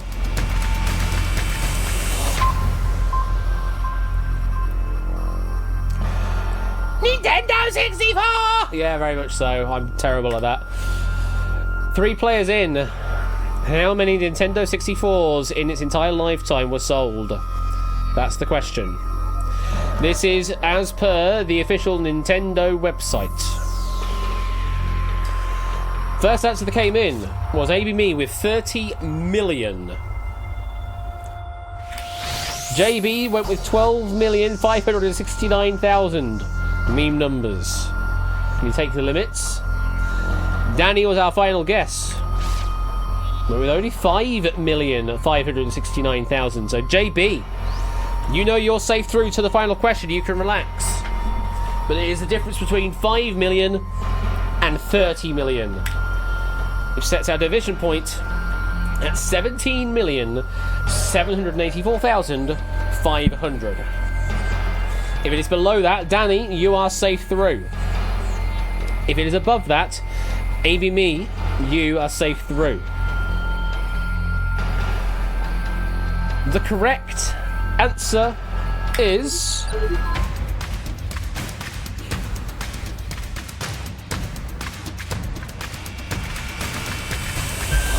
Me pretty much had it in the bag. 32,930,000 consoles. Danny, your guess of 5 million or so was too far away. We have to say goodbye, but very well played to get up into third place. Unfortunately, just not enough for the prize tonight. Me, you got very close on that guess. You were the closest of all. Means it's you versus JB for the £15 prize. We have one final question left. One final question to determine who gets the prize. And as Ape says, yes, if you do put the same answer as your opponent, or in the case that we have to, or in the case where the answer is exactly in the midpoint between two answers, then the faster player will win in submitting. I will remind our two players to watch the number of digits in your answer, because missing a digit may end up costing you the game. For the final time, good luck. The question is, as of 8 PM today, how many times has Mariah Carey's All I Want for Christmas Is You been streamed on Spotify? All time on Spotify. Not just today, number of entire counts. Up to 8 PM today. Amy's got a guess. JB has got a guess.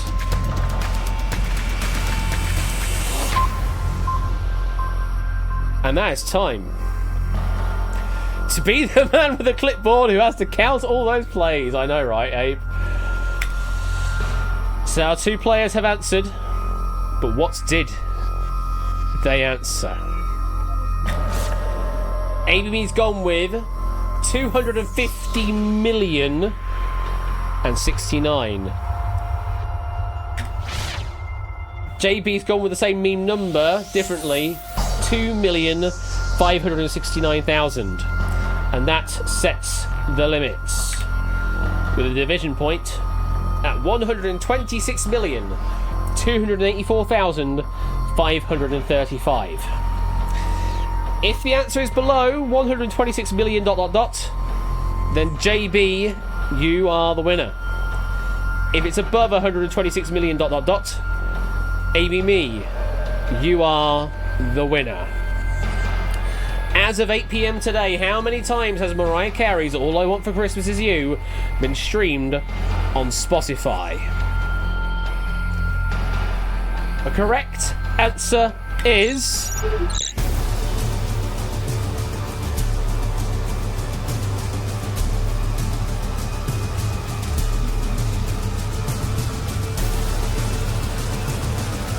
the slide has no idea where it's going.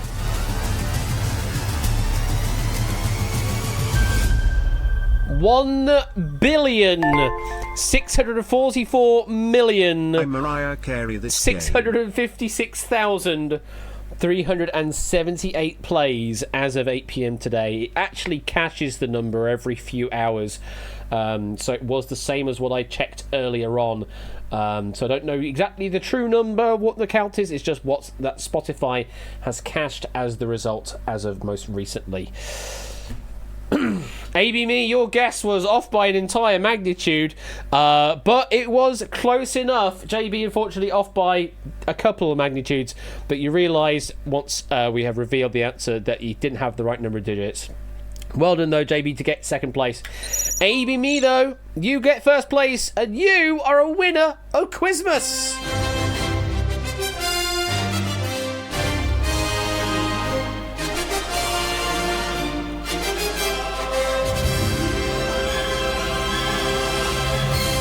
Very well done, AB Me. Which means you are a winner on Quizmas and you get a £15 prize. Let me put that on the list. AB Me, £20815 to pay for the winner of the game of Relativity. Hello there, other person in the Quizmas sheet. You're just an anonymous character for some reason, but yeah, hi there, other person in the sheet. So well done, AB Me. Let me know in a DM on Discord as to what, how you want the prize being paid out. You know, PayPal or Steam or Amazon gift cards. Those are the three best ways of doing it.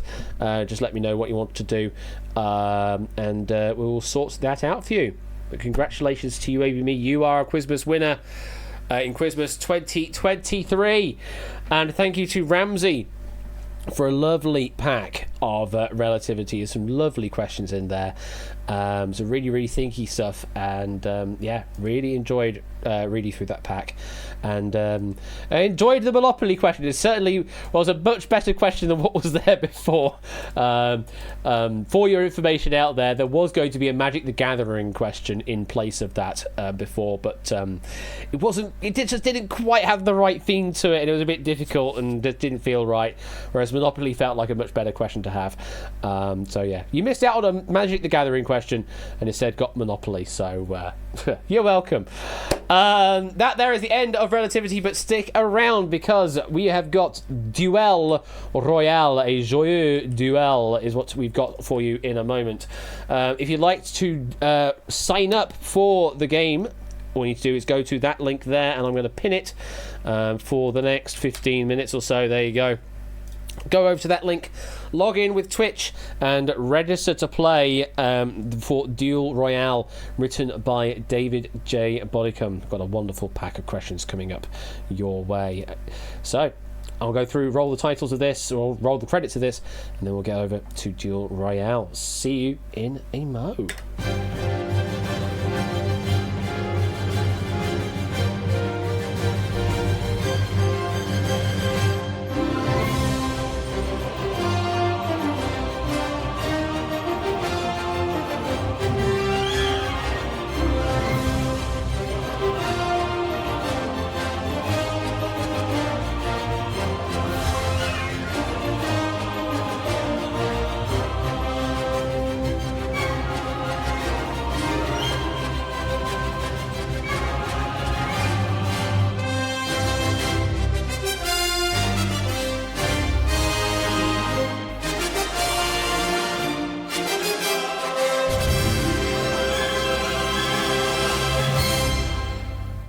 That there is Relativity. Let me find some music to play on Pretzel while I change things over. Happy Holidays playlist. Let's get this on. Do that. Come on, Pretzel. There we go. Finally making its way on. Let me get Duel Royale open up. Go over to that link. Let's see how many of you registered to play so far. Oh, lots of you. That's what we love to see. Lots and lots of you joining to play. We like Shapes changing flag, from what I can see as well. Well, that's very interesting. So let me load up the game over here. I don't need that on. That should all be good. So let me fade that out. Here come the Belgians, very much so.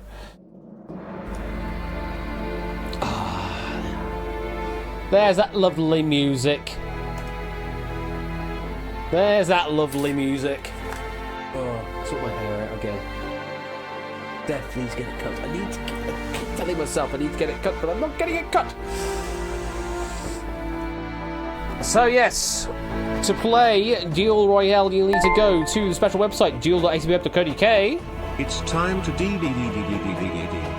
declare I hate this game. Nah, not at all, JB. Thank you for the 100 bits, though.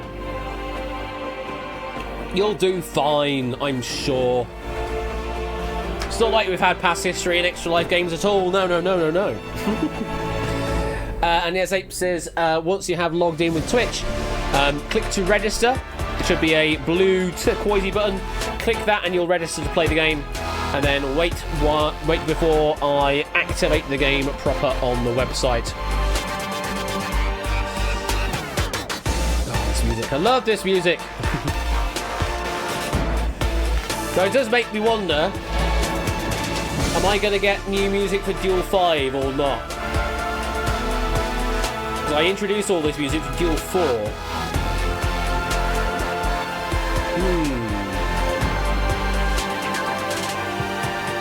Do I get new music for Duel 5?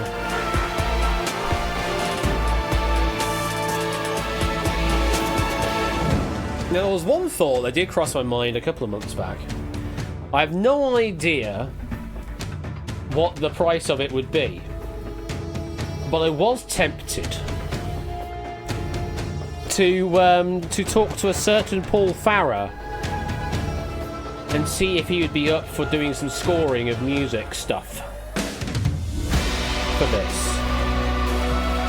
But I don't know what the price of that will be. That's the thing. There certainly is no harm in asking. But I thought, if any game of this collection of mine were to get music from Paul Farrer, I think this would be it. I mean, he already did a remix edition. He did sort of some of the music on the original series.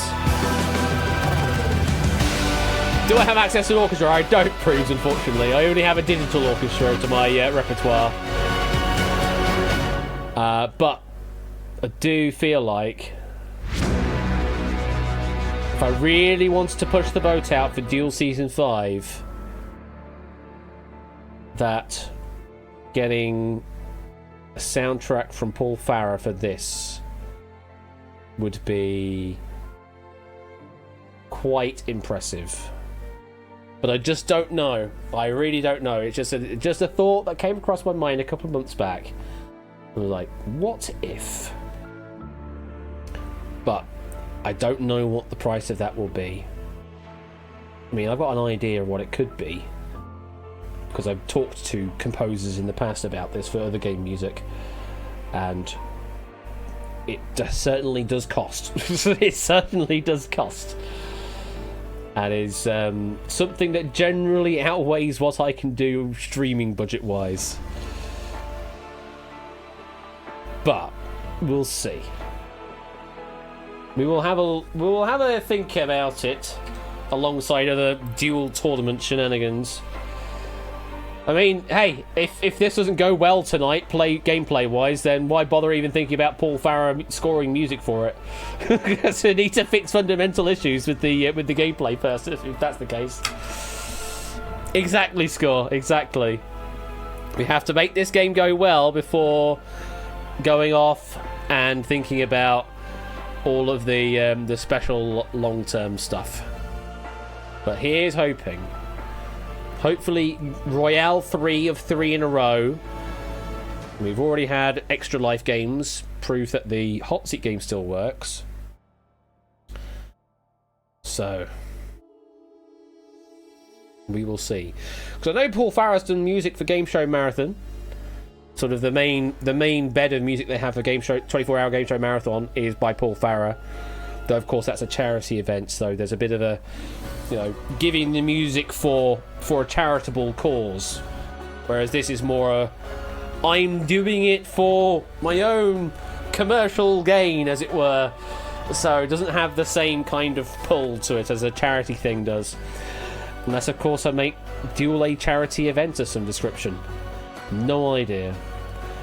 Barack Obama for the stream, and that's just a little too far, Jack. That's a little too far. I know you like your US presidents, but I think that's just possibly asking a little too much.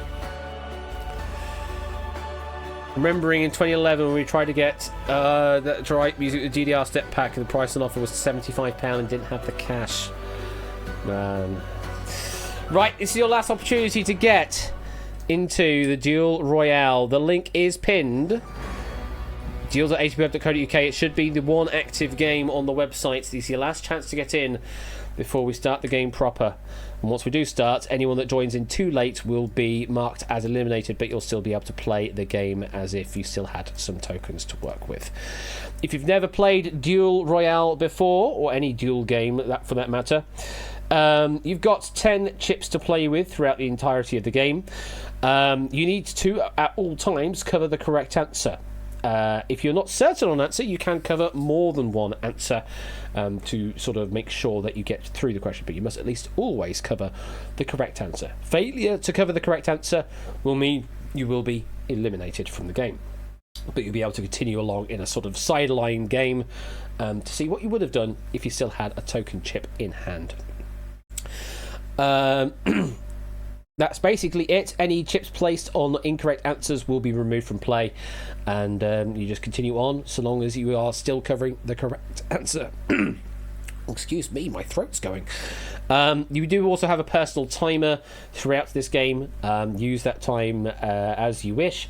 Once you do hit the closest, down to the 0 seconds of that, we'll always top you up, so you'll have a minimum of 20 seconds to think on each question. So you'll always have at least some thinking time. We won't ever force you to lock down immediately.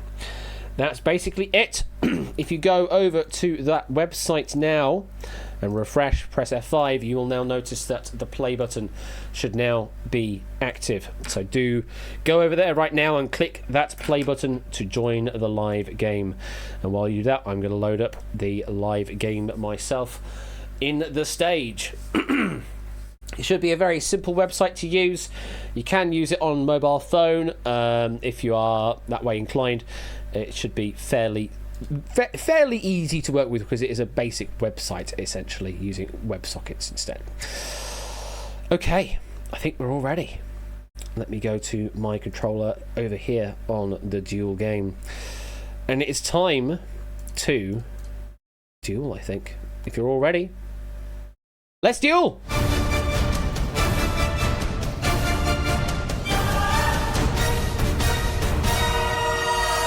Wishing you all the best of luck here in this Duel Royale. Let's load the first question up. And your first question is...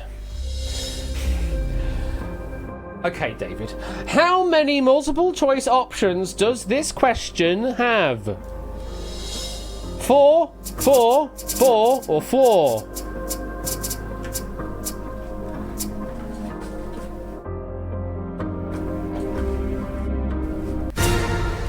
David, once again,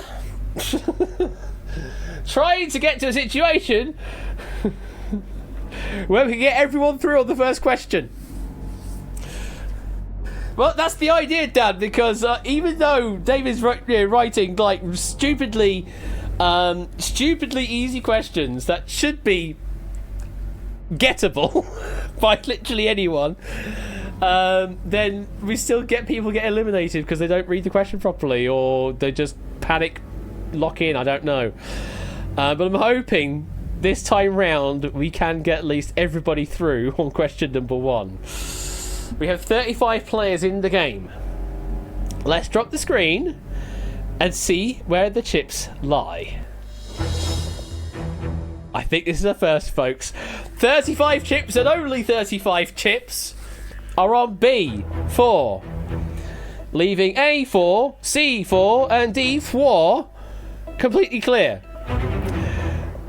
What that does mean, though, folks, is if David's actually pulled a blunder here and said the answer is A, C or D, then this game is over and I can finish the stream. Correct answer is...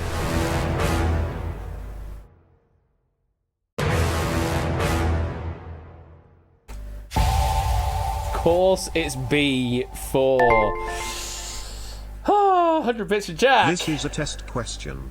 The answer is 4. The answer is 4. Well, it definitely is this time round. Thank you for the 100 bits there, Jack. Appreciate that. And well done to 35 players. You did the right thing. And you've not lost a single chip. That is how you play Duel.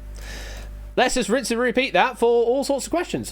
For what we are about to receive, well, let's find out. Question number 2, which might require a bit of thinking. Question number 2 is this. In December 2023, which singer announced that she had separated from her husband, Offset? Is it Sweater A, Cardi B, Jumper C, or Turtleneck D?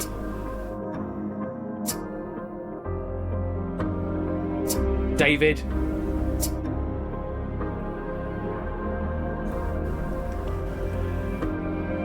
Still waiting for one player to lock in.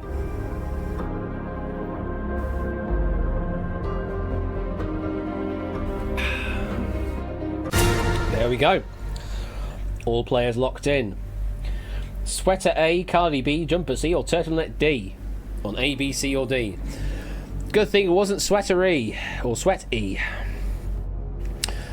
We've moved from numbers to letters. Give them time. Let's drop the screen, see where players have played their chips.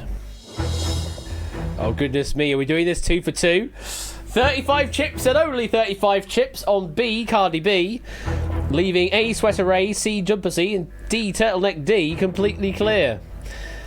So if the answer is A, C, or D, this game is over. But if it's B, then this really is a Christmas miracle. And apparently the way to play this game is to cover B. Correct answer is... Of course it is B, Cardi B. Yes, Cardi B's breakthrough came in 2017 with the hit single Bodak Yellow. She also appeared in F9. Offset, born Kiari Kendall Cephas, is an American rapper who rose to fame as part of the hip-hop trio Migos. Well, there you go. Cardi B was correct. 2 players, two questions down, and 35 players are still in the game. Tech issue on your end, Puzzle. Fair enough. Okay, we will continue on then. Question number 3, which might require a bit more thought. Question number 3 is this. At the Spectrum Festival, which musical act could logically follow Simply Red, Orange Juice, Yellow Dog, Green Day, and Blue? Black Sabbath, Indigo Girls, Deep Purple, Pink Floyd. At the Spectrum Festival, which musical act could logically follow Simply Red, Orange Juice, Yellow Dog, Green Day, and Blue?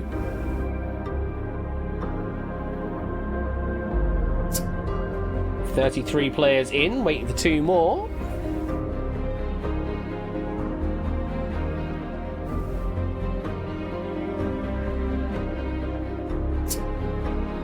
Just waiting for one more. There we go. You went 1 and you're not sure you covered the right one, Puzzle. Ooh, very interested to go bold if you're not sure at this early stage in the game.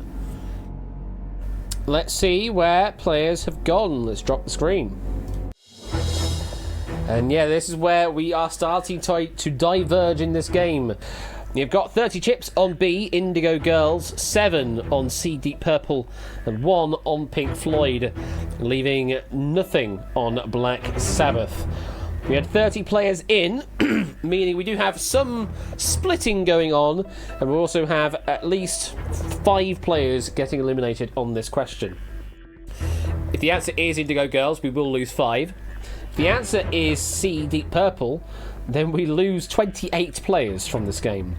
The answer is D, Pink Floyd. We're done, and we've got a winner. If it's Black Sabbath, we don't have a winner, and the game's over. The correct answer we're looking for at the Spectrum Festival, following Simply Red, Orange Juice, Yellow Dog, Green Day, Blue, would be Indigo girls. Following the usual Roy G. Biv ordering for colours in the spectrum, indigo would come after red, orange, yellow, green and blue. And there is a genuine Spectrum Festival which concentrates on dance music. So you might not necessarily see all these acts at Spectrum Festival, but we're using the concept of Spectrum Festival being the rainbow colours, Roy G. Biv in order. And you would expect indigo girls to also be on this list following those. 30 players covering the right answer. 5 unfortunately did not, and you have been eliminated. If you have been eliminated, you can continue to play along with a token chip in hand to see what you would have done were you still in play with at least a chip in hand.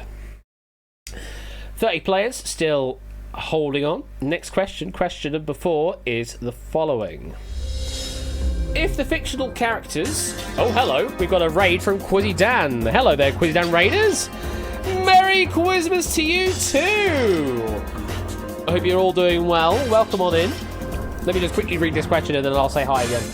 If the fictional characters Mrs. Tiggy Winkle and Mr. Pricklepants hooked up, what babies might result? Let's have a look, shall we? That, or that? Merry Quizmas to you, Quizzy Dan. How are you doing? Welcome in. What have you been doing on your stream this evening? As David continues to test the abilities of emoji.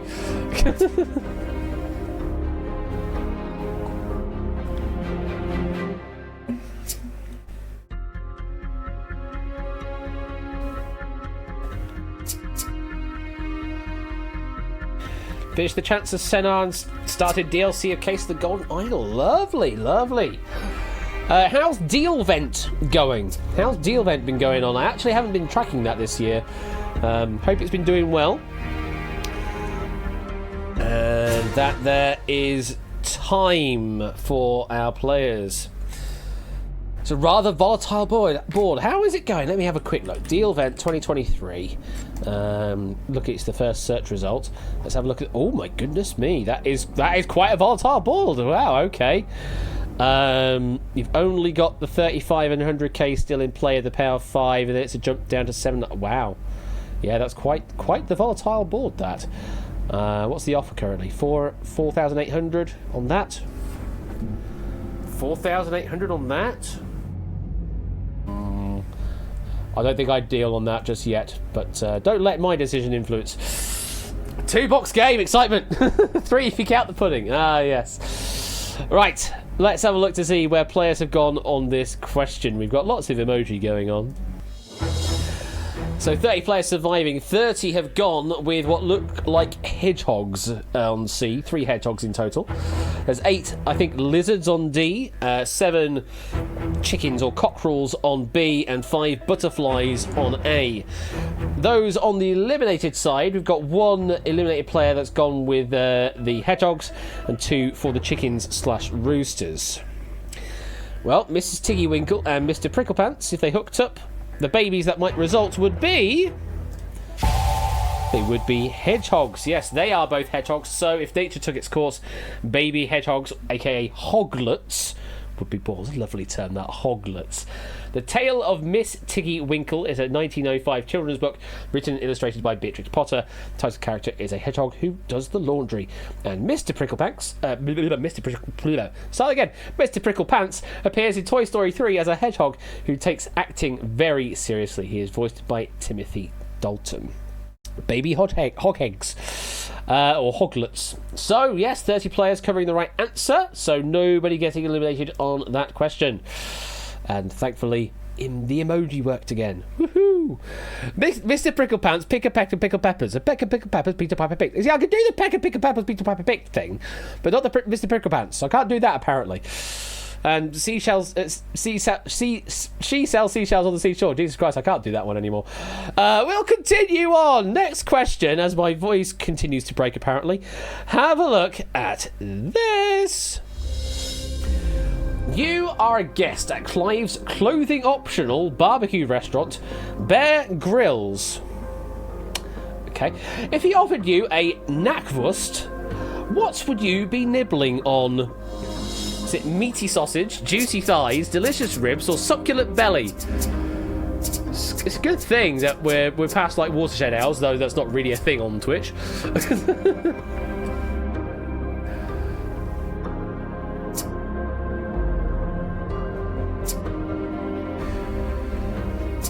If he offered you a knackwurst, what would you be nibbling on?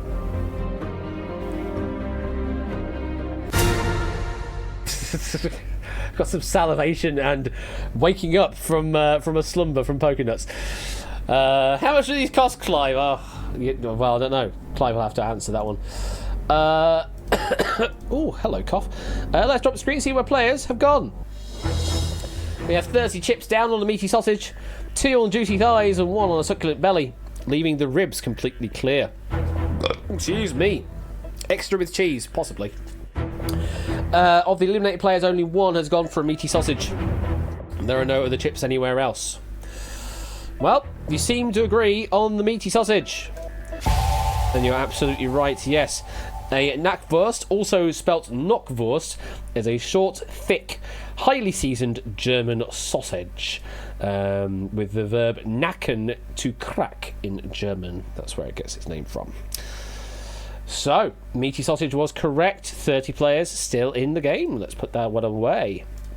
You seem to be doing quite well here. 30 chips on the meaty sausage is definitely a contender for raid praise. Yeah, very much so. Okay. Next question. That was a sausage question. This is not a sausage question. What did Logan Paul buy for $623,000 in 2021 that subsequently lost 99% of its value? Was it Bumblebee NFT from the 0N1 Force collection? Was it the world's first Big Mac? Was it a bunch of tulips? Was it Royal Flush plays Shostakovich Volume 23 album? Sorry, Royal Flu Dollar H. I should say that properly.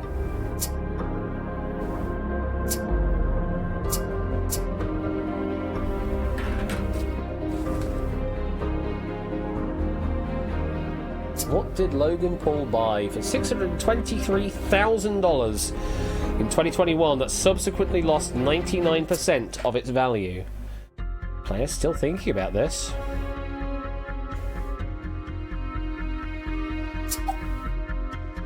$30 in, but not all of our live players in yet.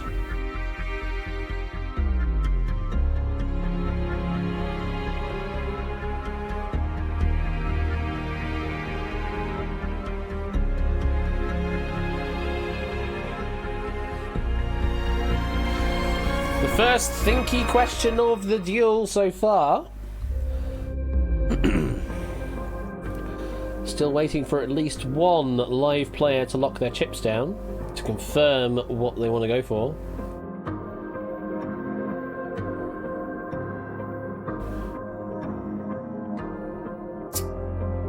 There we go. Live players are now locked in.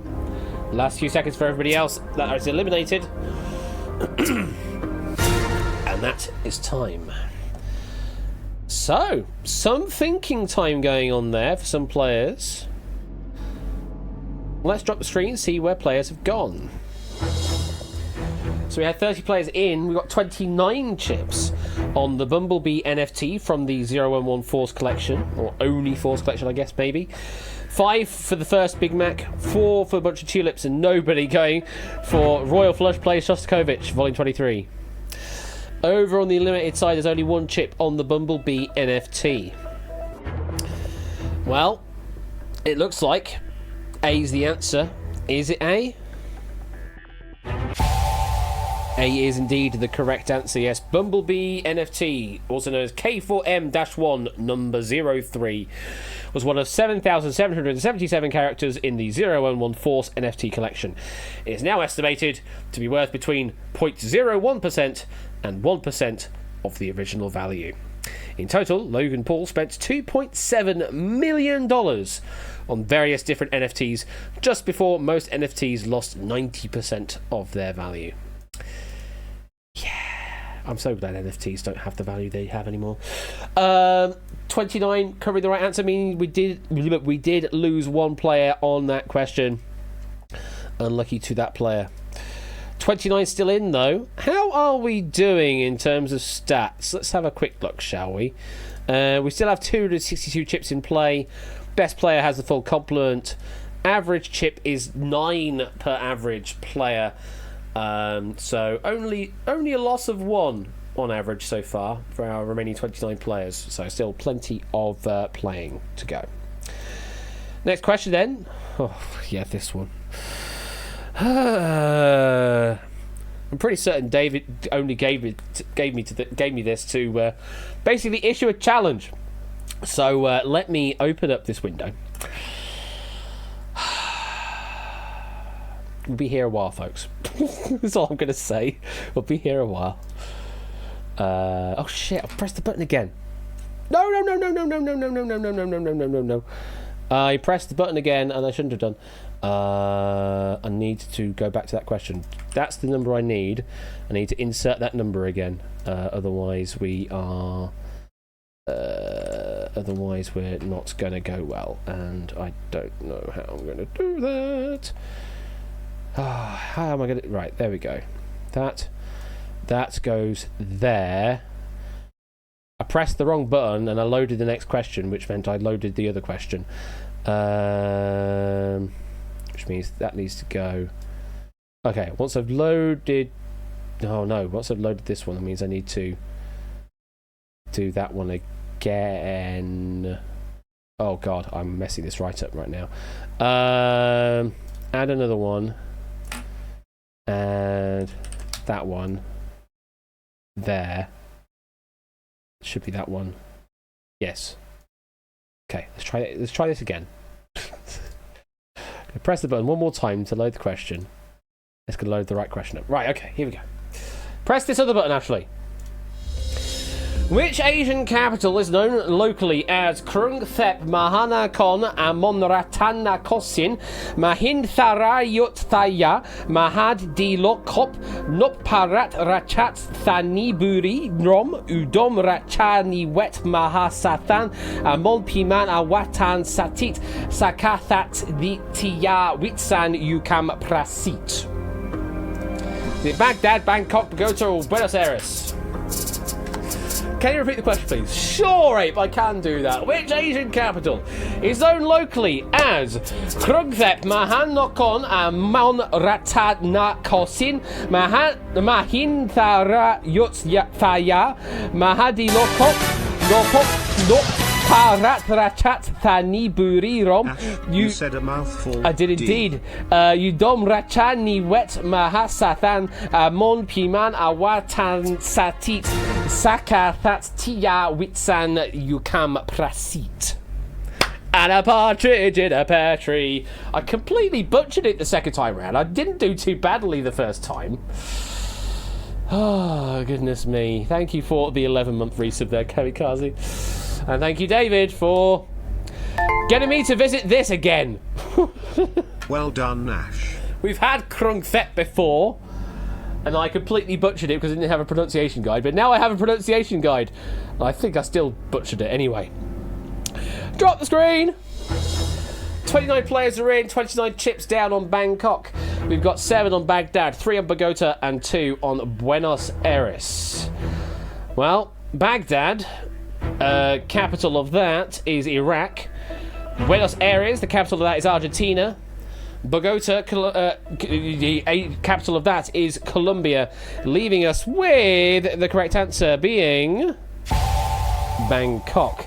Yes, it means the great city of angels, the impregnable city of god Indra, the grand capital of the world endowed with 9 precious gems, the happy city abounding in an enormous royal palace that resembles a heavenly abode where reigns the reincarnated god, a city given by Indra and built by Vishnukarma.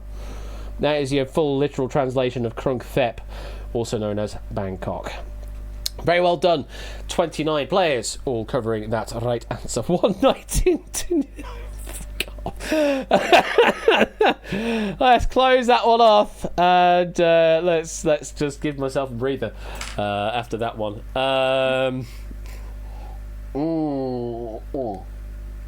Yeah, no, indeed, only. I don't think I've got that one in this pack right now. Anyway, next question should be the question that I skipped over and then failed to skip over. I think that's the right one. Is that the right one? Yeah, that looks right. Cool. Next question is the following. Which of these best represents the annual celebration that peaked on Sunday the 12th of November in 2023? That, or that. Ignore the extra box on screen. I don't think you'll have that on your side of things. But which of these best represents the annual celebration that peaked on Sunday the 12th of November in 2023?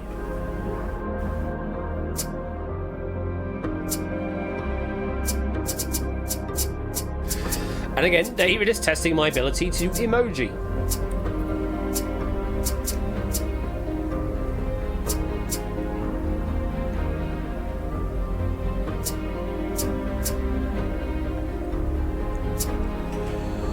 One final player to lock in, I believe.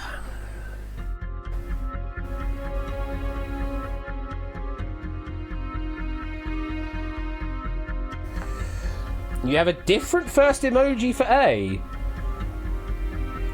It'll be interesting to see what that is. I mean, I do see two different emoji on my side here, but they are very subtly different. And this is the thing where different platforms and different emoji providers basically do different things with certain images. They should be somewhat similar, but in certain cases they are quite different. Though the meaning should still be the same, really. That's the idea behind it, anyway. You have a Christmas... Oh, really? Oh, that's completely different, then. Weird. Okay, let's drop that screen and see what happens. So there's only one on A, 18 on B, 2 on C, and 27 on D. Well, I'm hoping that we can sort of figure out that these are quite... Well, you can probably work them out. A there with Santa and a present. I believe that's going to be Christmas. B, we've got what looks like maybe a crown for a king. We've got a bomb and some fireworks. That'll probably be Guy Fawkes Night. We've got a shocked face, a ghost, and a pumpkin. So it's probably going to be Halloween. And the final one there, we've got what looks to be a deer, an oil lamp, the symbol for and some praying hands.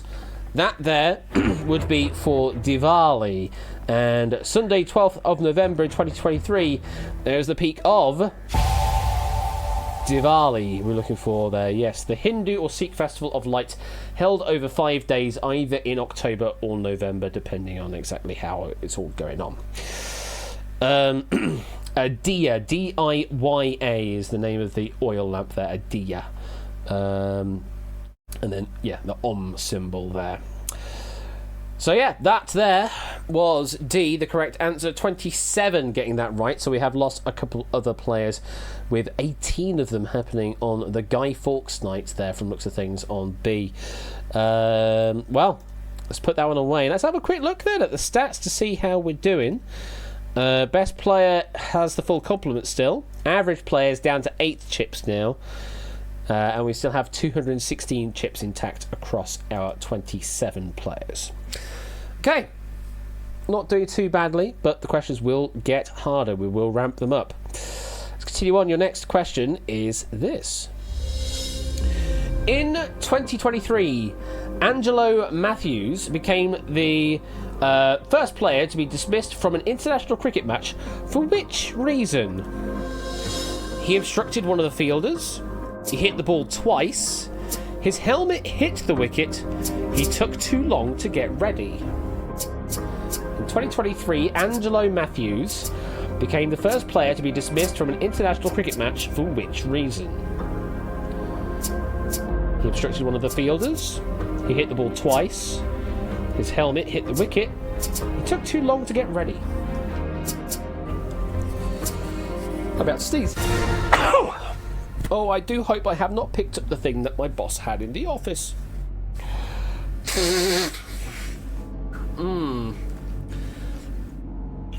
It's a lovely thing. My boss got ill over the weekend from his kid, actually, falling ill from something else at school, and he was sniffling around in the office the other day. So I'm hoping I haven't picked that up, but based on the fact that my throat is doing weird things and I've just sneezed now and I've coughed, means I might have caught something. Oh, lovely. That's just what I wanted. Did he find any truffles? No. You think your chip count is incorrect, Kenda? I'm happy to very quickly investigate. Why do you think you've got what you got? What? How many? Test the emoji on a different browser, broke the visual. It's all good. Oh, okay, fine. That's all right then. I'll ignore for now. Okay, let's drop the screen to see where you've all played. Bit of a split on this one, I think, unsurprisingly.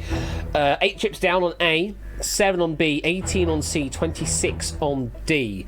Over on the eliminated side, we've got a single chip on A, a single chip on B, and 2 chips on C, with not a single chip on D. So a very different opinion on the eliminated side versus our live players. So at the ICC Men's Cricket World Cup, this was, and I was going to continue reading that sentence, except I'm not, because that would spoil the result. So instead, I'm going to answer the question and say the correct answer is... It is D. He took too long to get ready. I believe you are right, Oni, yes. So yes, at the ICC Men's Cricket World Cup, Sri Lankan player Matthews had 2 minutes to get ready when he came out to bat. He took more than 3 minutes trying to find a helmet that fitted him. The Bangladesh team appealed, so Matthews was dismissed without even facing a ball. Oh dear. For the other 3, there are examples out there of this happening in cricket, but not for Angelo Matthews. A Maltese player hit the ball twice in an August 2023 T20 match. England's Len Hutton obstructed the field in a test match against South Africa in 1951. And Kevin Peterson's helmet hit his wicket in the England versus West Indies test match in 2007. So all of these have happened in a cricket match, but this one, he took too long to get ready. That was the first instance of that happening in the sport, and the first time it was actually taken as the sort of the rule to enforce. So 26 surviving that question, lots of chips being removed from the game as well, as I continue to cough, which is not good.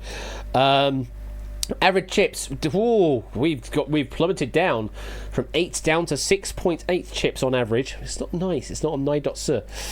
Best player still has the full complement. All chips were down to 177.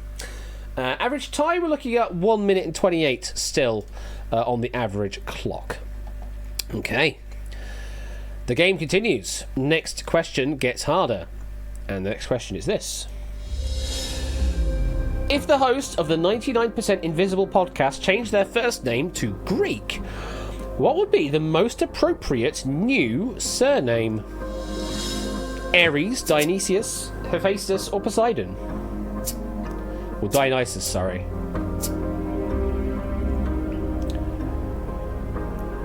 Ares, Dionysus, Hephaestus, Poseidon.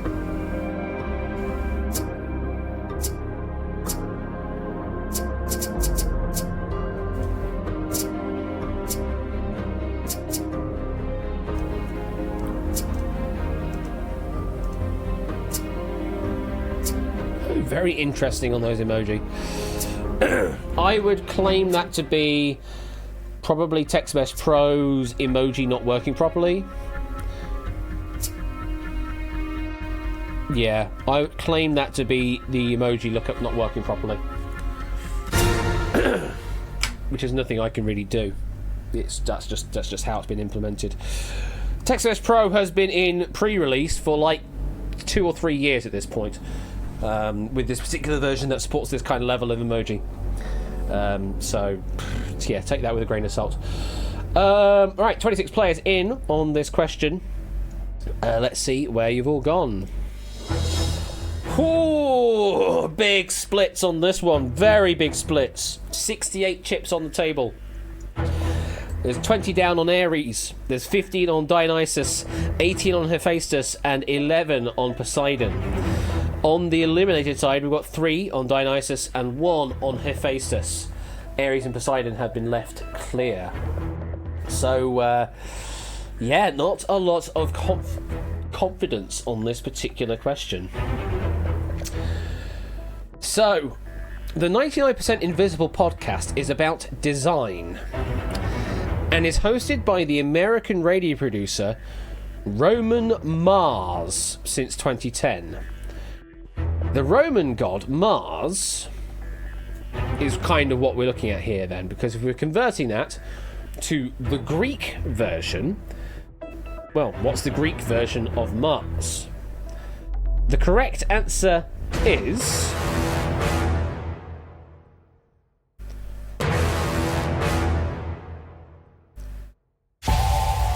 Ares. The Greek god Ares is the equivalent of the Roman god Mars. Though both gods of war, Mars was regarded as a more noble and civilized deity, while Ares was seen as a more savage and chaotic figure. The other 3 you've got here: Dionysus is the god of wine, equivalent of the Roman god Bacchus. Hephaestus is the god of fire, equivalent to the Roman god of Vulcan. And Poseidon is the god of the sea, equivalent to the Roman god of Neptune. Ares is what we're looking for. We are down to 20 players left in the game. Let's have a look at some information. Best player still has the full complement. Average down to 5.8. We are still going down. Average time 1 minute and 10, and we have just 115 chips left amongst our 20 remaining players. So going down and down. Just 20 players left in the game now, but we still have a fair amount of game to go. Can you continue to survive? The next question is a bit of a linguistic one. Good luck.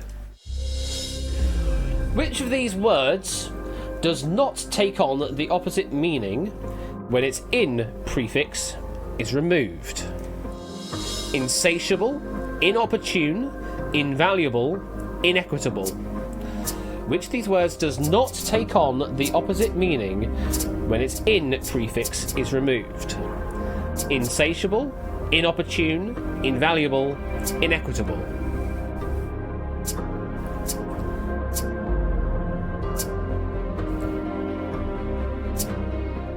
In it.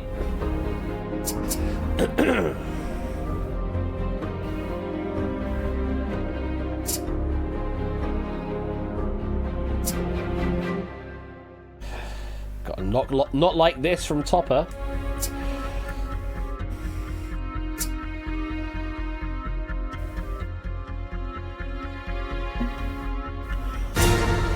And that is time. Are the joys of having one chip. Slightly smiley face. 20 players still in the game. Let's drop that screen. See where you've gone. 18 chips down on C, invaluable.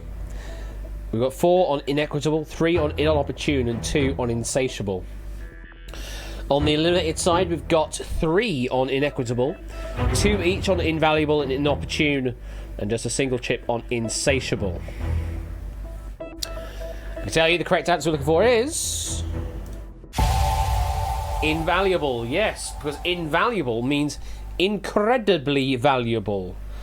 There's a similar situation to flammable and inflammable, being extremely flammable in that case.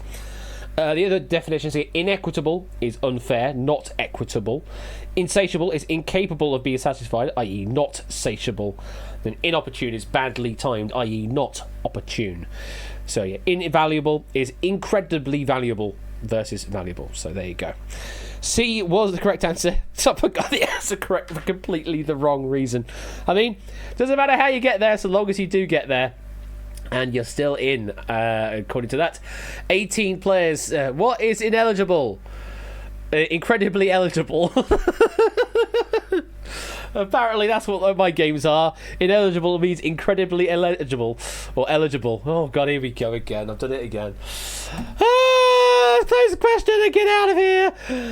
18 players are still in. We continue on. Your next question is the following. Good luck. According to their official letterhead, who lives at 1928 Steamboat Lane? Is it Yogi Bear, Peppa Pig, Pink Panther, or Mickey Mouse?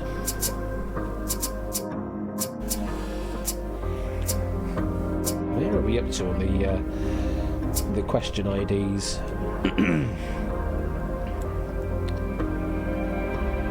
Oh, there we are.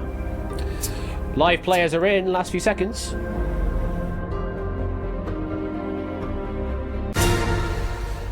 That's time. Stop screen. 17 chips down on Mickey Mouse. A single chip on Pink Panther and Yogi Bear. Nothing on Peppa Pig. Over on the eliminated side, 5 on Mickey Mouse. A single chip on Pink Panther and Peppa Pig. Nothing on the Yogi Bear. I mean, sort of the first kind of animation that featured Mickey Mouse was Steamboat Willie, so surely Mickey Mouse is the correct answer. Yes, a reference to the 1928 animation of Steamboat Willie, which is Mickey and Minnie's first appearance in public cinemas. There were 2 other films made before this, but didn't find a distributor until later. Yes, Mickey Mouse will sometimes send guests to Walt Disney World or Land a letter before their visit, with the letterhead giving his address as M. Mouse, 1928 Steamboat Lane, Magic Kingdom, USA. So yes, Mickey Mouse is the correct answer. 17 surviving that question. In terms of the chips, there's 93 chips still in play across our players. The best still has the full complement. Average is at 5.5 chips, so starting to get into that danger territory. In happier, oh god, here we go. We continue on, and your next question is, oh my god, this is ridiculous. Your next question is this: which wonder of the ancient world can you see while sitting in a branch of Pizza Hut? Is it Mausoleum at Helicarnassus? Is it the Great Pyramid of Giza, the Hanging Gardens of Babylon, or the Lighthouse of Alexandria? Which wonder of the ancient world can you see while sitting in a branch of Pizza Hut? I don't know about a combination Pizza Hut and Taco Bell, but certainly a Pizza Hut.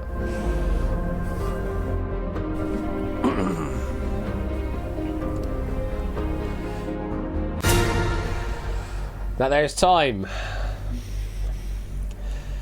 Let's drop the screen and see where you've gone.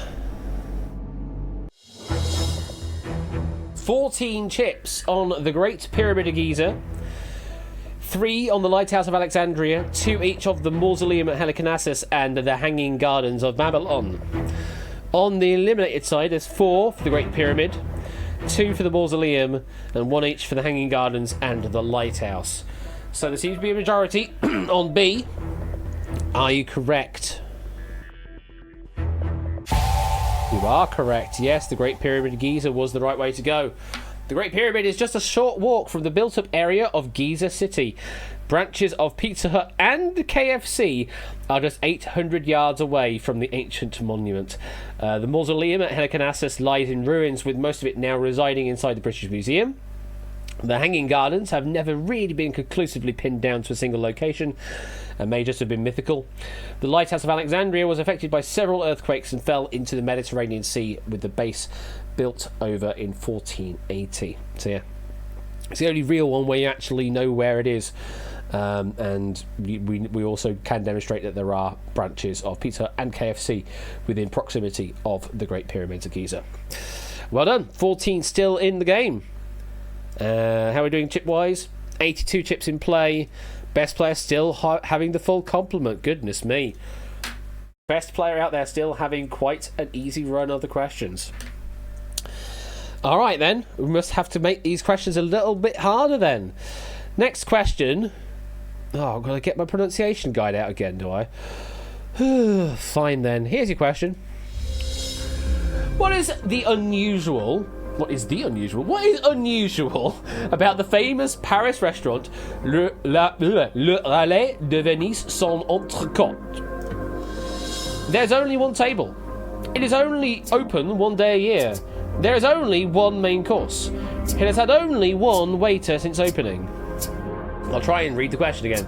What is unusual about the famous Paris restaurant Le Relais de Venise sans entrecôte? There is only one table. It is open only one day a year. There's only one main course. It has had only one waiter since opening. I did see that lock-in bar move very swiftly, meaning there's quite a few people on lock-in on the minimum 20-second time. And yes, I am British. Don't necessarily know if I'm necessarily proud of being British at the moment, but I am British, yes. Partly American as well. 14 players in on this question. Let's drop the screen and see where you gone. Oh, split on this one. We have 9 each on There's Only One Table and it's only open one day a year. 7 on There's Only One Main Course. And 3 on It has had only one waiter since opening. On the eliminated side, the preference seems to have shifted completely the other way round. Single chip on the one table, 2 on one day a year, and 4 each on one main course and one waiter since opening. Well, either way, JB, yes, there's one. But which one is it?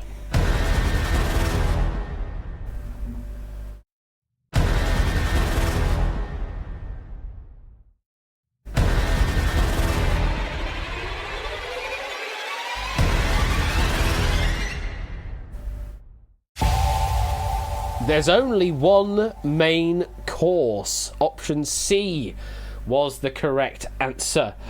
Opened in 1959, the restaurant only opens entrecôte steak, as the name implies. It's served in a secret green sauce with unlimited fries, walnut salad, and bread. The steak is plated in 2 servings with the second half kept warm on the side until you have made some room on your plate. Ironically, the restaurant offers over 20 different desserts. And they have branches in London, New York, and Mexico City. But yeah, Le Relais de Venise sans entrecôte. There is only one main course on offer. 7 players got that right. Very well done if you did cover that right answer. That's got to have made a bit difference here in the main game. There's only 41 chips now on average. On average? No, 41 chips across our 7 players. That's what I meant to say. On average is 5.9 chips. So that has actually gone up slightly. The average time, only 44 seconds now. So yeah, there's probably a few in top-up territory time on those 20 seconds and some with a bit more thinking time on top. Best player has slipped. Best player is down to 9 chips. Finally gone down to 9 chips. It's only taken this many questions to get there.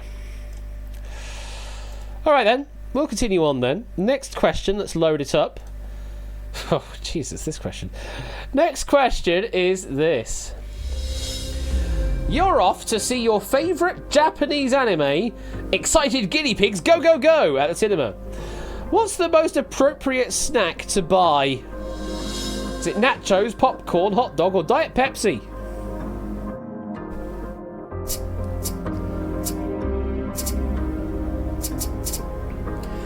You're off to see your favourite Japanese anime, Excited Guinea Pigs Go Go Go, at the cinema. What's the most appropriate snack to buy? Nachos, popcorn, hot dog, or Diet Pepsi?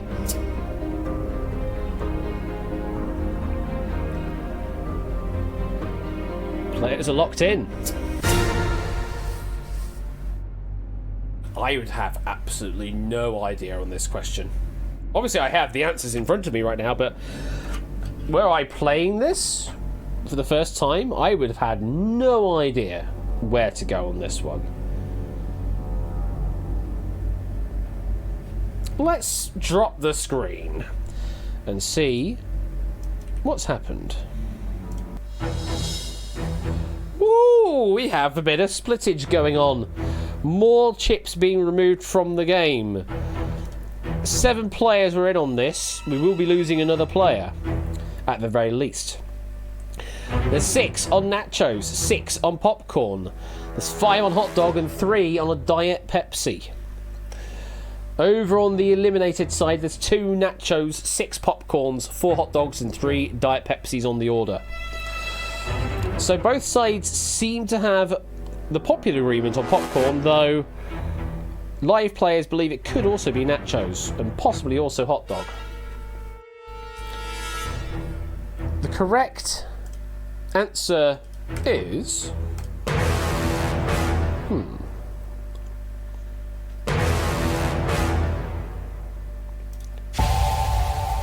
It is popcorn, and the reason is, when excited, guinea pigs and chinchillas are said to popcorn due to the way that they bounce around happily.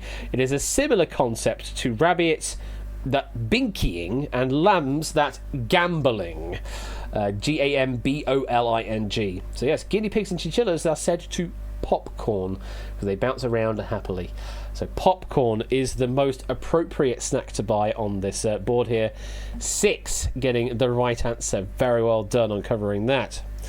Now, we lost some chips. We did lose another player. The best player... Oh, wow! Best player has slipped down to 6 chips. Lost 3 chips on that exchange. Possibly covered all the possible answers. There's only 25 chips left in play, meaning the average is 4.2 across our 6 players. That's not many chips left in the game. Average time, 36 seconds. Not much time either. So, we're starting to get to the business end of this pack now. We still have a few questions left to go. Next one, let's load it up. Your next question is the following. On a chord chart diagram for the guitar, what does a circle at the top of a string, or just above it, indicate? Don't put your finger on it. Strum with your hand going up. Don't pluck that string. Slide your finger down it.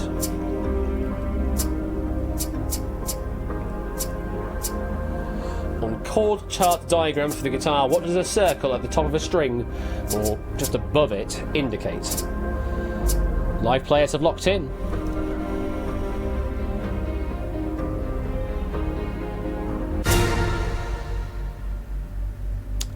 Okay. I've just received a message from Chrono about what happened with Special Relativity. That's absolutely fine, Chrono. Hopefully you'll be able to get into another Christmas game in future. But yes, there were other extenuating circumstances that Chrono had to deal with, which is absolutely fair.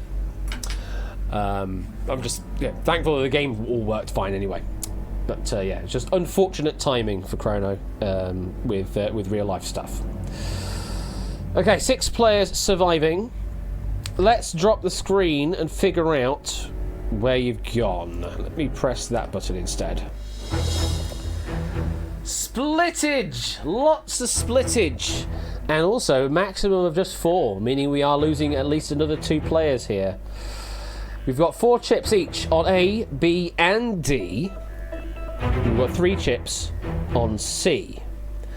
On the eliminated side, we have 3 chips each on A, B, and C. And 7 chips on D. Slide your finger down it. Very interesting. It's almost as if no one has any idea. Well, I do.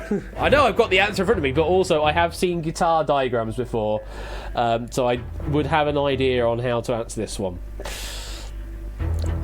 Possibly Bassoonist, I would imagine, might know this one, as being another musician out there.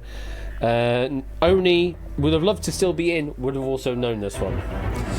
So I guess if you've had a musical education, you're probably be all right. Anybody else? There's MasterCard. The correct answer is you don't put your finger on it. because it being a circle, it looks a bit like an O, and an O means open. Yes, a circle indicates that you should play the string in open position with no finger holding down the string on the fretboard. The other one that you probably were thinking with don't pluck that string, that is marked by an X, means you shouldn't strum that string at all.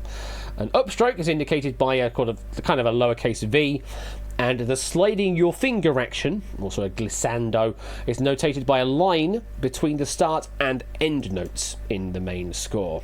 But yes, an O, or a circle at the top of the string, means open, do not put your finger on it, but still play it. 4 players still in the game. Now this is going to be interesting viewing. 13 chips across 4 players. Means the average is 3.3. Into danger territory. Best player only has 5. Interesting. So best player can cover all the answers, but will be left with just 2 if they did that. Very interesting reading of the situation here. Like I say, we're at the business end of the deal now. It will come to a close soon. But how far can you extend? Next question for our final 4 players and those eliminated. Here is your question. Sand swirl, orange peel, popcorn, oh that's back again, and slap brush are processes used for what kind of end result? Is it blurring an image in Photoshop, playing a snare drum, putting texture on walls, or putting on foundation makeup?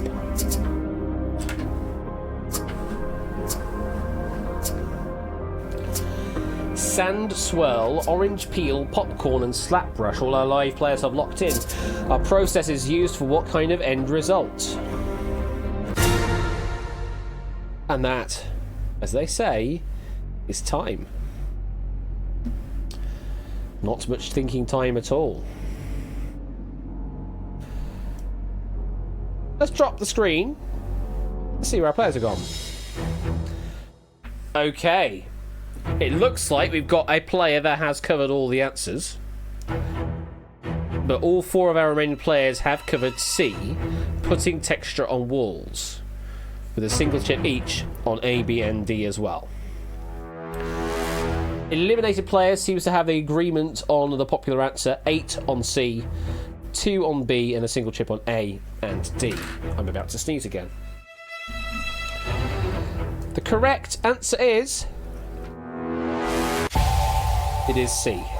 Indeed it is. Putting texture on walls. Or I suppose you could also say the ceiling as well. I've heard of popcorn ceiling before. Yeah. Now somewhat out of fashion, these are all ways of texturing a wall. They're a popular way to add design interest or hide imperfections in the build quality. A sand swirl is a set of overlapping circular swirls. Orange peel is largely flat with occasional bumps. Popcorn is a fairly regular rough surface, and slap brush is made by slapping the brush head against the wall randomly. Yeah, no, so I've heard of popcorn ceilings before. Getting guinea pigs to jump on the wall ceiling is quite tricky. Yeah, probably would be a difficult task. C, absolutely the right answer. 4 players still in the game, though 3 chips have been removed from the game. Best player is down to 4.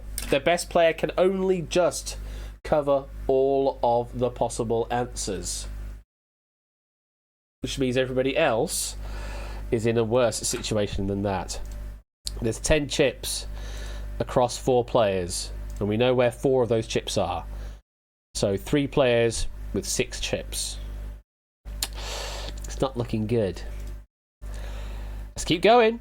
The game is still alive if you've got a chip in a chair.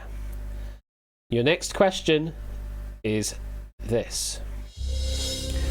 James weighed 200 pounds, but then went on a diet, losing 4 stone of that weight over 3 months. What percentage of his fat cells did he shed? Less than 5%, between 5% and 15%, between 15% and 30%, or more than 30%?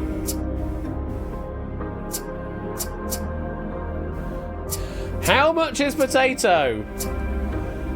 Yes, feel like it could be a potato question. And that's time. That is time already.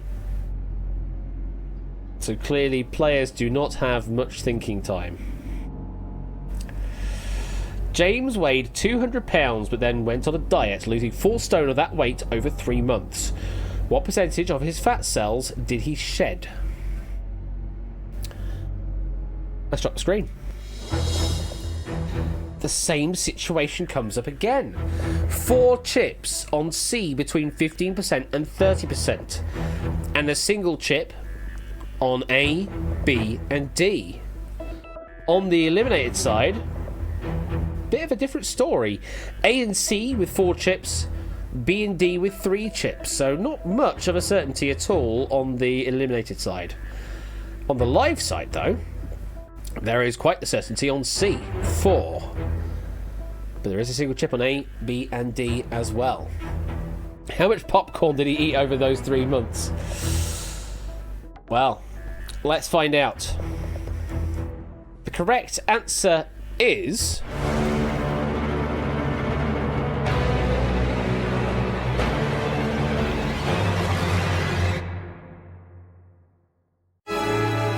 it's A! Less than 5%! And that means our winner is Tipster! So, let me break this down for you, because you may have just done a straight up £200 and removing 4 stone, converting that to pounds, and then doing a percentage of that. Not true. Fat cells do not disappear or burn away. When you lose weight, it's just that the cells just shrink. However, up to 10% of your fat cells are replaced each year through the body's regeneration of dead cells. This means less than 5% is the correct answer for just this 3-month period. The numbers in question, the £200 and 4 stone, completely throwing you off there, has absolutely nothing to do with what we're looking at totals wise. All we're actually looking at here is the number of cells being burnt or shedded, which is just through regular yearly recycling, which was less than 5% across a 3-month period. Which means, Tipster, you are our survivor and you are the winner of tonight's Duel Royale. Congratulations. Also, ding, ding, ding, ding, ding, we're all green lights, folks. We have survived an entire game of Duel Royale 3 times now without a single fault. That means we should be all good to start arranging Duel Season 5 tournament. Oh, I love to see it. Oh, I love to see it. Thank God. Shut up, JB. Right, let's go through the results of that game. Let's go through the fallers graph and figure out who survived and who died throughout the game. So yeah, question 1 and 2, we all survived. That's what we love to see. Questions 3 and 4, should we say goodbye to Jogging, Timur, Shiru, Poznan, Drahuska? Nobody on question 4. Love seeing little hedgehogs here on question 4. That's lovely. Question 5, nobody. Question 6, Yellowtail, unfortunately. 7, nobody. 8, Nat and Floyboy. Number 9, JB. Number 10, quite a few. Oh, right. So, what you're seeing here... Hang on. What you're seeing here on the texts is that it's looking up locally on the questions, not what actually happened. So the actual answer things are going to be out of place by 2 questions. That is a bug, but that's just me pressing buttons wrong, and it's nothing to do with the server. The server has done the right thing. It's just this visual has broken. That's all. Question 11, 2 gone. Question 12, question 13, 3 gone.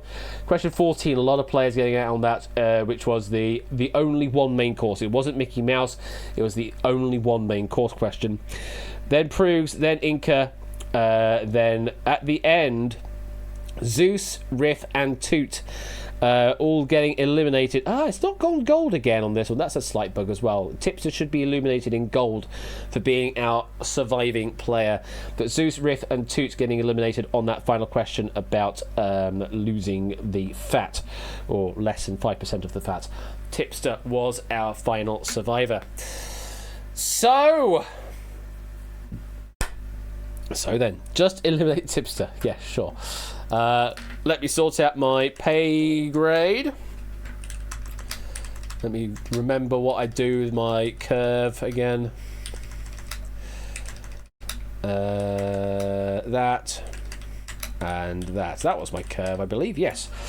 So let me go through to Tipster. You are our winner. You get yourself 100,000 doots for the win. Nicely done. Next up is Zeus.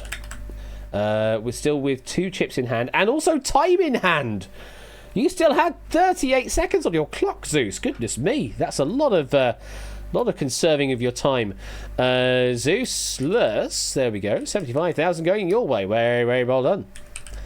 Next up, 50,000 going to Riff Raccoon. Advantage by just number of chips.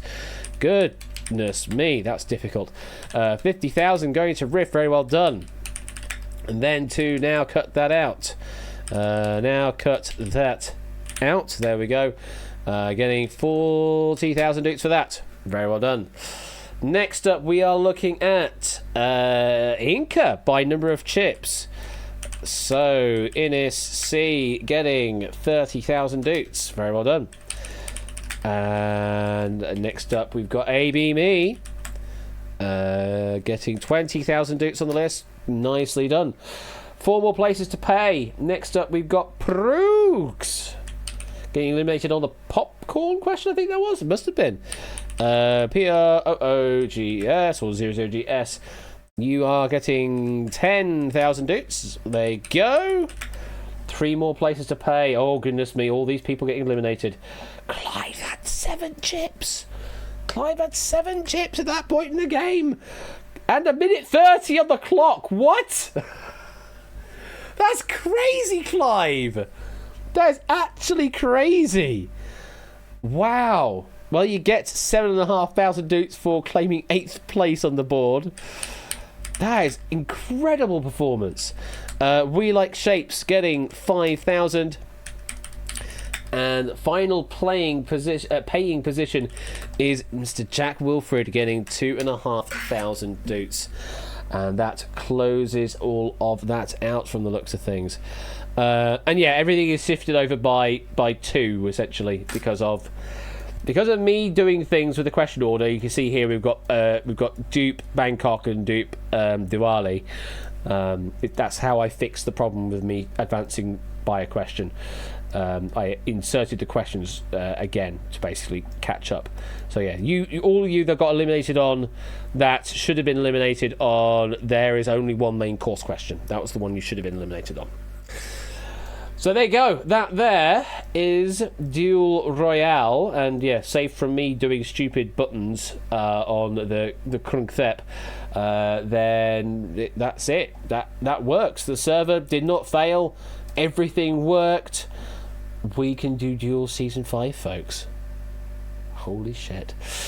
Holy shit, we can do Duel Season 5. And thank you again to David for a wonderful pack of Duel Royale. That was some lovely questions. And we finally got them to get through 2 questions without a single failure. Don't know if we should be aiming for any more than 2, but thank God we managed to get them to do 2 at least. And yes, it may happen at some point next year, which is kind of crazy. 2024, the year of our Lord Duel Season 5. Thank you again for that wonderful pack, David. Thank you to Ramsey for the pack of Relativity earlier on in Quizmas. Tomorrow evening, Topper hopefully returns, and we'll be presenting Quizmas game number 4 and game number 5 tomorrow evening at 8 PM over on Top One Gaming. I will then return on Friday with game number 10. Yes, Quizmas game number 10. I think that's right. On Friday at 8 PM, which you do not want to miss. And then Ben plays Quizmas game 11 and 12, I think, over on Royal Underscore Flush on Saturday, if my memory serves, without me looking at the sheet. So we've got lots of games this week. We've got games 4 and 5. We've got games 11 and 12. And we also got my game number 10 in the middle as well. And we've just played game 8. So all sorts to go on. Right. So many games. So little time. But all Christmas related. Right. It's time to close the stream out. It is 11 p.m. I wasn't expecting it to be this late on, but clearly you're all too good at Duel. That's Quizmaster Wang, something like that. Let's load up the wheel stuff and figure out what we are doing at the end of stream tonight. Are we going to go into the grid again? I hope not. I'd rather go to bed. So let's find out what we got. Here we go! It's got a bit wobbly today. Holding stand.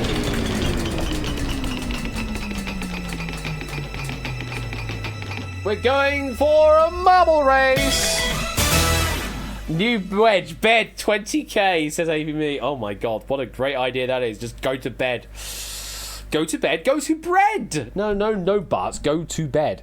But we are going to do a marble race for 40,000 doots. So let me open up Steam. Go to your bed. It's a good episode of The Simpsons, that.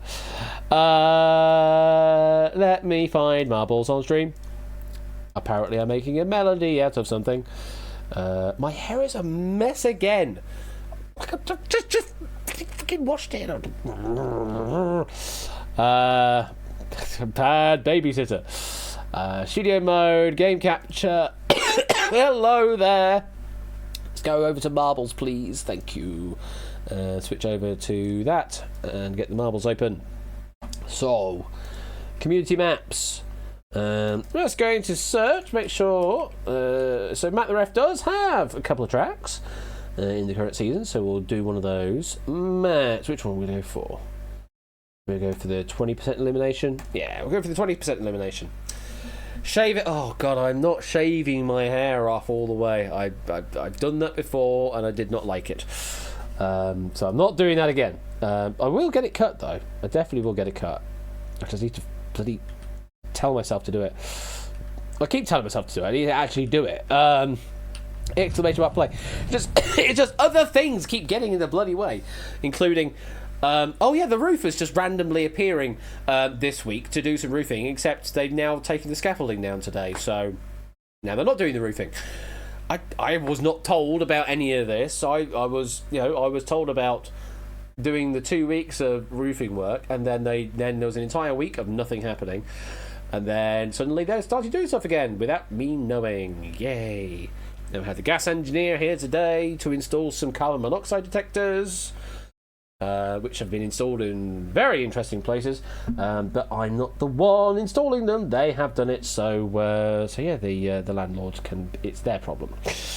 What festive song are we having tonight? I think we need to have that one again.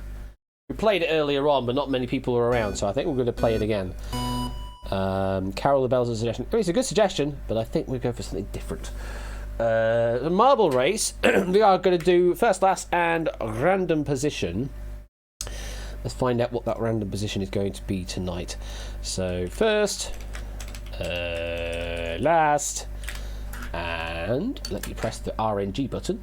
1 and 35. 13th. Interesting. First, last, and 13th place. Those are the 3 places that will pay on the marble race tonight. So let's pin that for 5 minutes. And I think it's time to get this race underway. Okay. Here we go, folks. Not a 15th, no. First, last, and 13th. I mean, it's the 13th of December. So that's not too bad as well. Here we go. All I want for Christmas is we. Oh, that went completely the wrong way that I thought. Okay. Oh, they're all portals. Oh, well, there we go.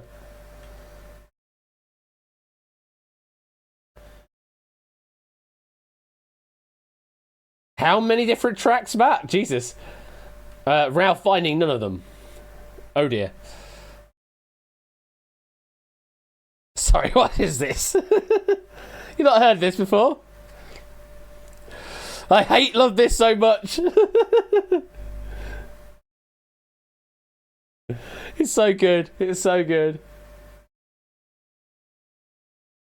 All I want for Christmas is you. Oh, baby. Currently in the lead, we have got... Oni in the lead with Benzie and Yellowtail. With Shapes and Shiro, JB, Clive, and Riff following behind. It's still Benzie with the lead. Oh, we're nearly at the end of the track, actually, as we go down these stairs. In record time for Benzie. Oh, I don't know if that's world record time or not, but you are the first finisher, Benzie. You're going to be getting some doots. And we've already... Whoa, what the hell are you doing, Toot? Don't know, but you stuck the landing. Can't complain with that. Flyboy? Where are you, Flyboy? Oh, you fell off. Okay. But Toot stuck the landing somehow. I think we're going to be finishing quite a few players here. At the back, we've got Basunis, Quizzy and Tipster. I can see the fire. Got to make a bit of pace. Ah, that was it. The launch there. Quizzy Dan didn't find the stairs, though. Tipster and Basunis. Last one's down the stairs. Oh, wait, there we go. Are you going to be the final finisher? That's the question. 10 seconds. Basunis is through. Tipster, can you get through? Yes, you can, and it was a world record time. Very well, Benzie. Let me sort that out. So, Benz J gets 40,000 doots for first place. Tipster got final finishing position. Yes, you did indeed. So let me sort that out. Tipster, 40,000 to you. And 13th place goes to Sooty Cat. Hello, thank you. Sooty Cat. Sooty Cat getting 40,000 doots to yourself. Very well done on claiming 13th place. We had 30 finishes on that race. That's kind of crazy. And yes, I hope you enjoyed the Wii Shop rendition there of All I Want for Christmas Is You. Such a great version of that. So that brings us to a close on tonight's stream. Thank you very much for joining in on Christmas game number 8. I will be playing game number 10 on Friday. Topper's games 4 and 5 tomorrow evening. And Ben's games 11 and 12 on Saturday. Do enjoy all of that, and I will see you soon for some more quizzing action, some more Quizmas stuff. And, well, actually, my Friday will be my final stream of the year, essentially. It's my final offering of Quizmas. It's my final stream of 2023. I hope you can join me for my final stream, where we'll have all sorts of shenanigans afoot. And now I need to figure out what I'm doing for the next kind of season. It's kind of come to a close all of a sudden. Take care, and I'll figure out what I need to do, I suppose.